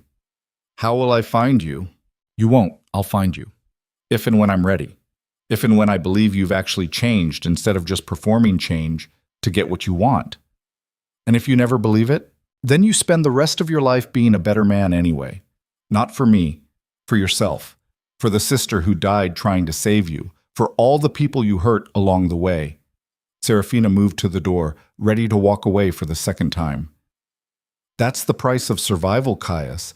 You don't get certainty. You don't get guarantees. You just get the chance to try being better, and the hope that eventually better becomes who you actually are. She left before he could respond. Walked out of the hotel into morning sunlight that felt like resurrection. Cool, clean, absolutely liberating.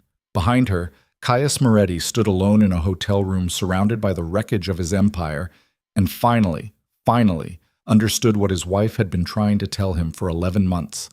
Love was a choice, not a conquest. And he'd been choosing wrong the entire time. 6 months later, Buenos Aires. A quiet bookstore tucked between a bakery and a flower shop that sold roses and lilies and hope disguised as botany. A woman with shortened dark hair and tired, intelligent eyes arranged novels beneath warm afternoon sunlight while Spanish jazz drifted softly through the room. She wore simple clothes, no designer labels, no jewelry except a silver cross that had belonged to her mother. Nobody there knew her as Serafina de Luca.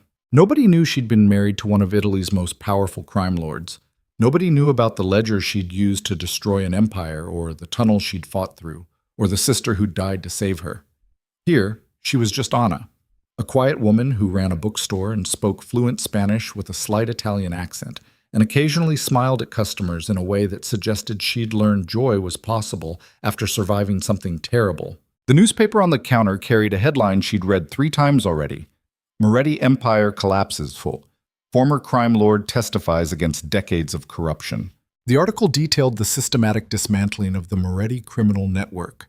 Territories absorbed by rival families or handed over to authorities. Businesses sold off or shut down. Politicians arrested. Judges removed. Decades of corruption exposed through testimony given by Caius Moretti himself, who'd negotiated immunity in exchange for complete cooperation. The final paragraph noted that Moretti had entered protective custody after testifying. His current whereabouts were unknown. Several sources suggested he'd left Italy entirely. Some rumors claimed he'd died. Others said he'd simply disappeared into the kind of ordinary existence that powerful men never chose willingly. Anna folded the newspaper carefully and set it aside. No tears, no smile. Just the quiet satisfaction of someone who'd demanded better and watched the world actually deliver. A little girl entered the bookstore asking for a novel about pirates.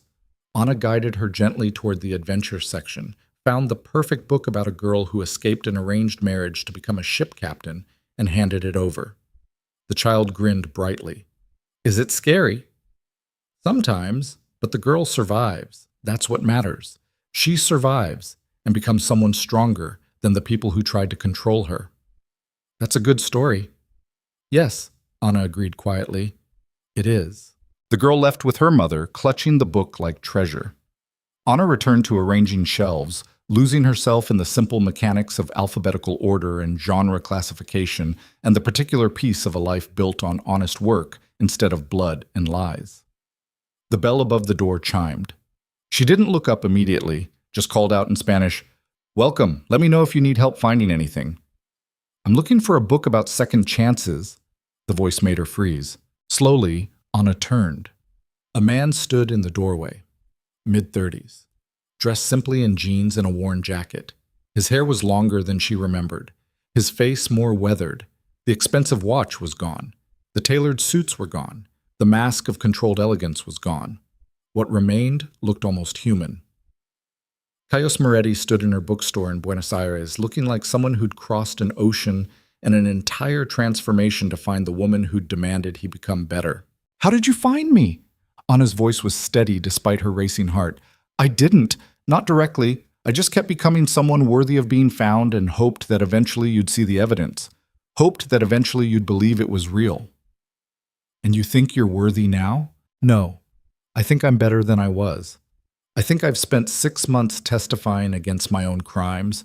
I think I've turned over evidence that's destroyed the empire I spent my life building. I think I've tried every single day to be someone your mother would have trusted with her daughter's safety. He stepped closer. Not crowding, not assuming, just close enough to be heard clearly. But worthy? That's for you to decide. Anna studied him with the careful assessment of someone who'd learned that trust was earned through actions, not words. The testimony was real. Every word. I gave them everything. Names, dates, evidence. Enough to indict 24 politicians, dismantle 3 trafficking operations, and expose corruption that reaches into parliaments across Europe. His voice was quiet, matter of fact. My sister died trying to save me from myself. I'm trying to make that sacrifice mean something. And what do you want from me? Nothing. Everything, I don't know. Kais's hands hung at his sides, open and weaponless. I want to prove that the man kneeling in that hotel room 6 months ago wasn't performing, that the change is real, that I'm capable of being someone who chooses love over power every single day for the rest of my life. And if I send you away, if I tell you I've moved on and built a life that doesn't include you, then I go, quietly, permanently. And I keep being better anyway because you taught me that being better isn't about reward, it's about responsibility. It's about refusing to be the monster I was even when nobody's watching, especially when nobody's watching. Anna moved closer, studying his face for cracks in the performance, for evidence that this was manipulation disguised as growth. She found exhaustion instead, genuine transformation, the kind of change that came from dismantling yourself completely and rebuilding from foundations that hadn't been poisoned by violence. I can't love you the way I did before, she said quietly. That woman died. You killed her. I know. And I won't go back to Italy. Won't go back to that life. Won't be Serafina De Luca Moretti ever again. I know. I won't be owned. Won't be controlled. Won't be anything other than exactly who I choose to be. I know. Caius's eyes were wet now, red-rimmed, human. I'm not asking you to go back to anything. I'm asking if there's room in the life you've built for someone who's learning to be better, someone who's choosing to be better. Not because he expects reward, but because you taught him that better was possible. Anna looked at the man who'd been her husband, her enemy, her destruction, and her unlikely salvation all at once. She thought about her mother's letters, about choosing herself, about survival requiring more than just escape, requiring the courage to build something new from ashes. She thought about the 11 months of invisible suffering and the 6 days of desperate flight and the 6 months of hard-won peace in a bookstore half a world away. And she thought about possibility, the fragile, terrifying, absolutely honest possibility that sometimes love required dying and being reborn as people capable of choosing each other freely instead of being chained by obligation. I don't know if I can forgive you, she said finally. I don't need forgiveness. I need a chance to earn it, every day. For however long you'll let me try. And if that's forever, if I never fully trust you again, then I spend forever proving I'm trustworthy anyway, not to change your mind, just because it's who I'm choosing to be. Anna studied him for a long moment. Then she did something that felt simultaneously like surrender and victory. She reached for his hand. His fingers closed around hers, gentle this time, not possessive, asking permission, accepting whatever she offered. There's a cafe next door, she said quietly. They make good coffee. We can sit. We can talk. We can see if 2 people who destroyed each other can figure out how to build something that doesn't require destruction.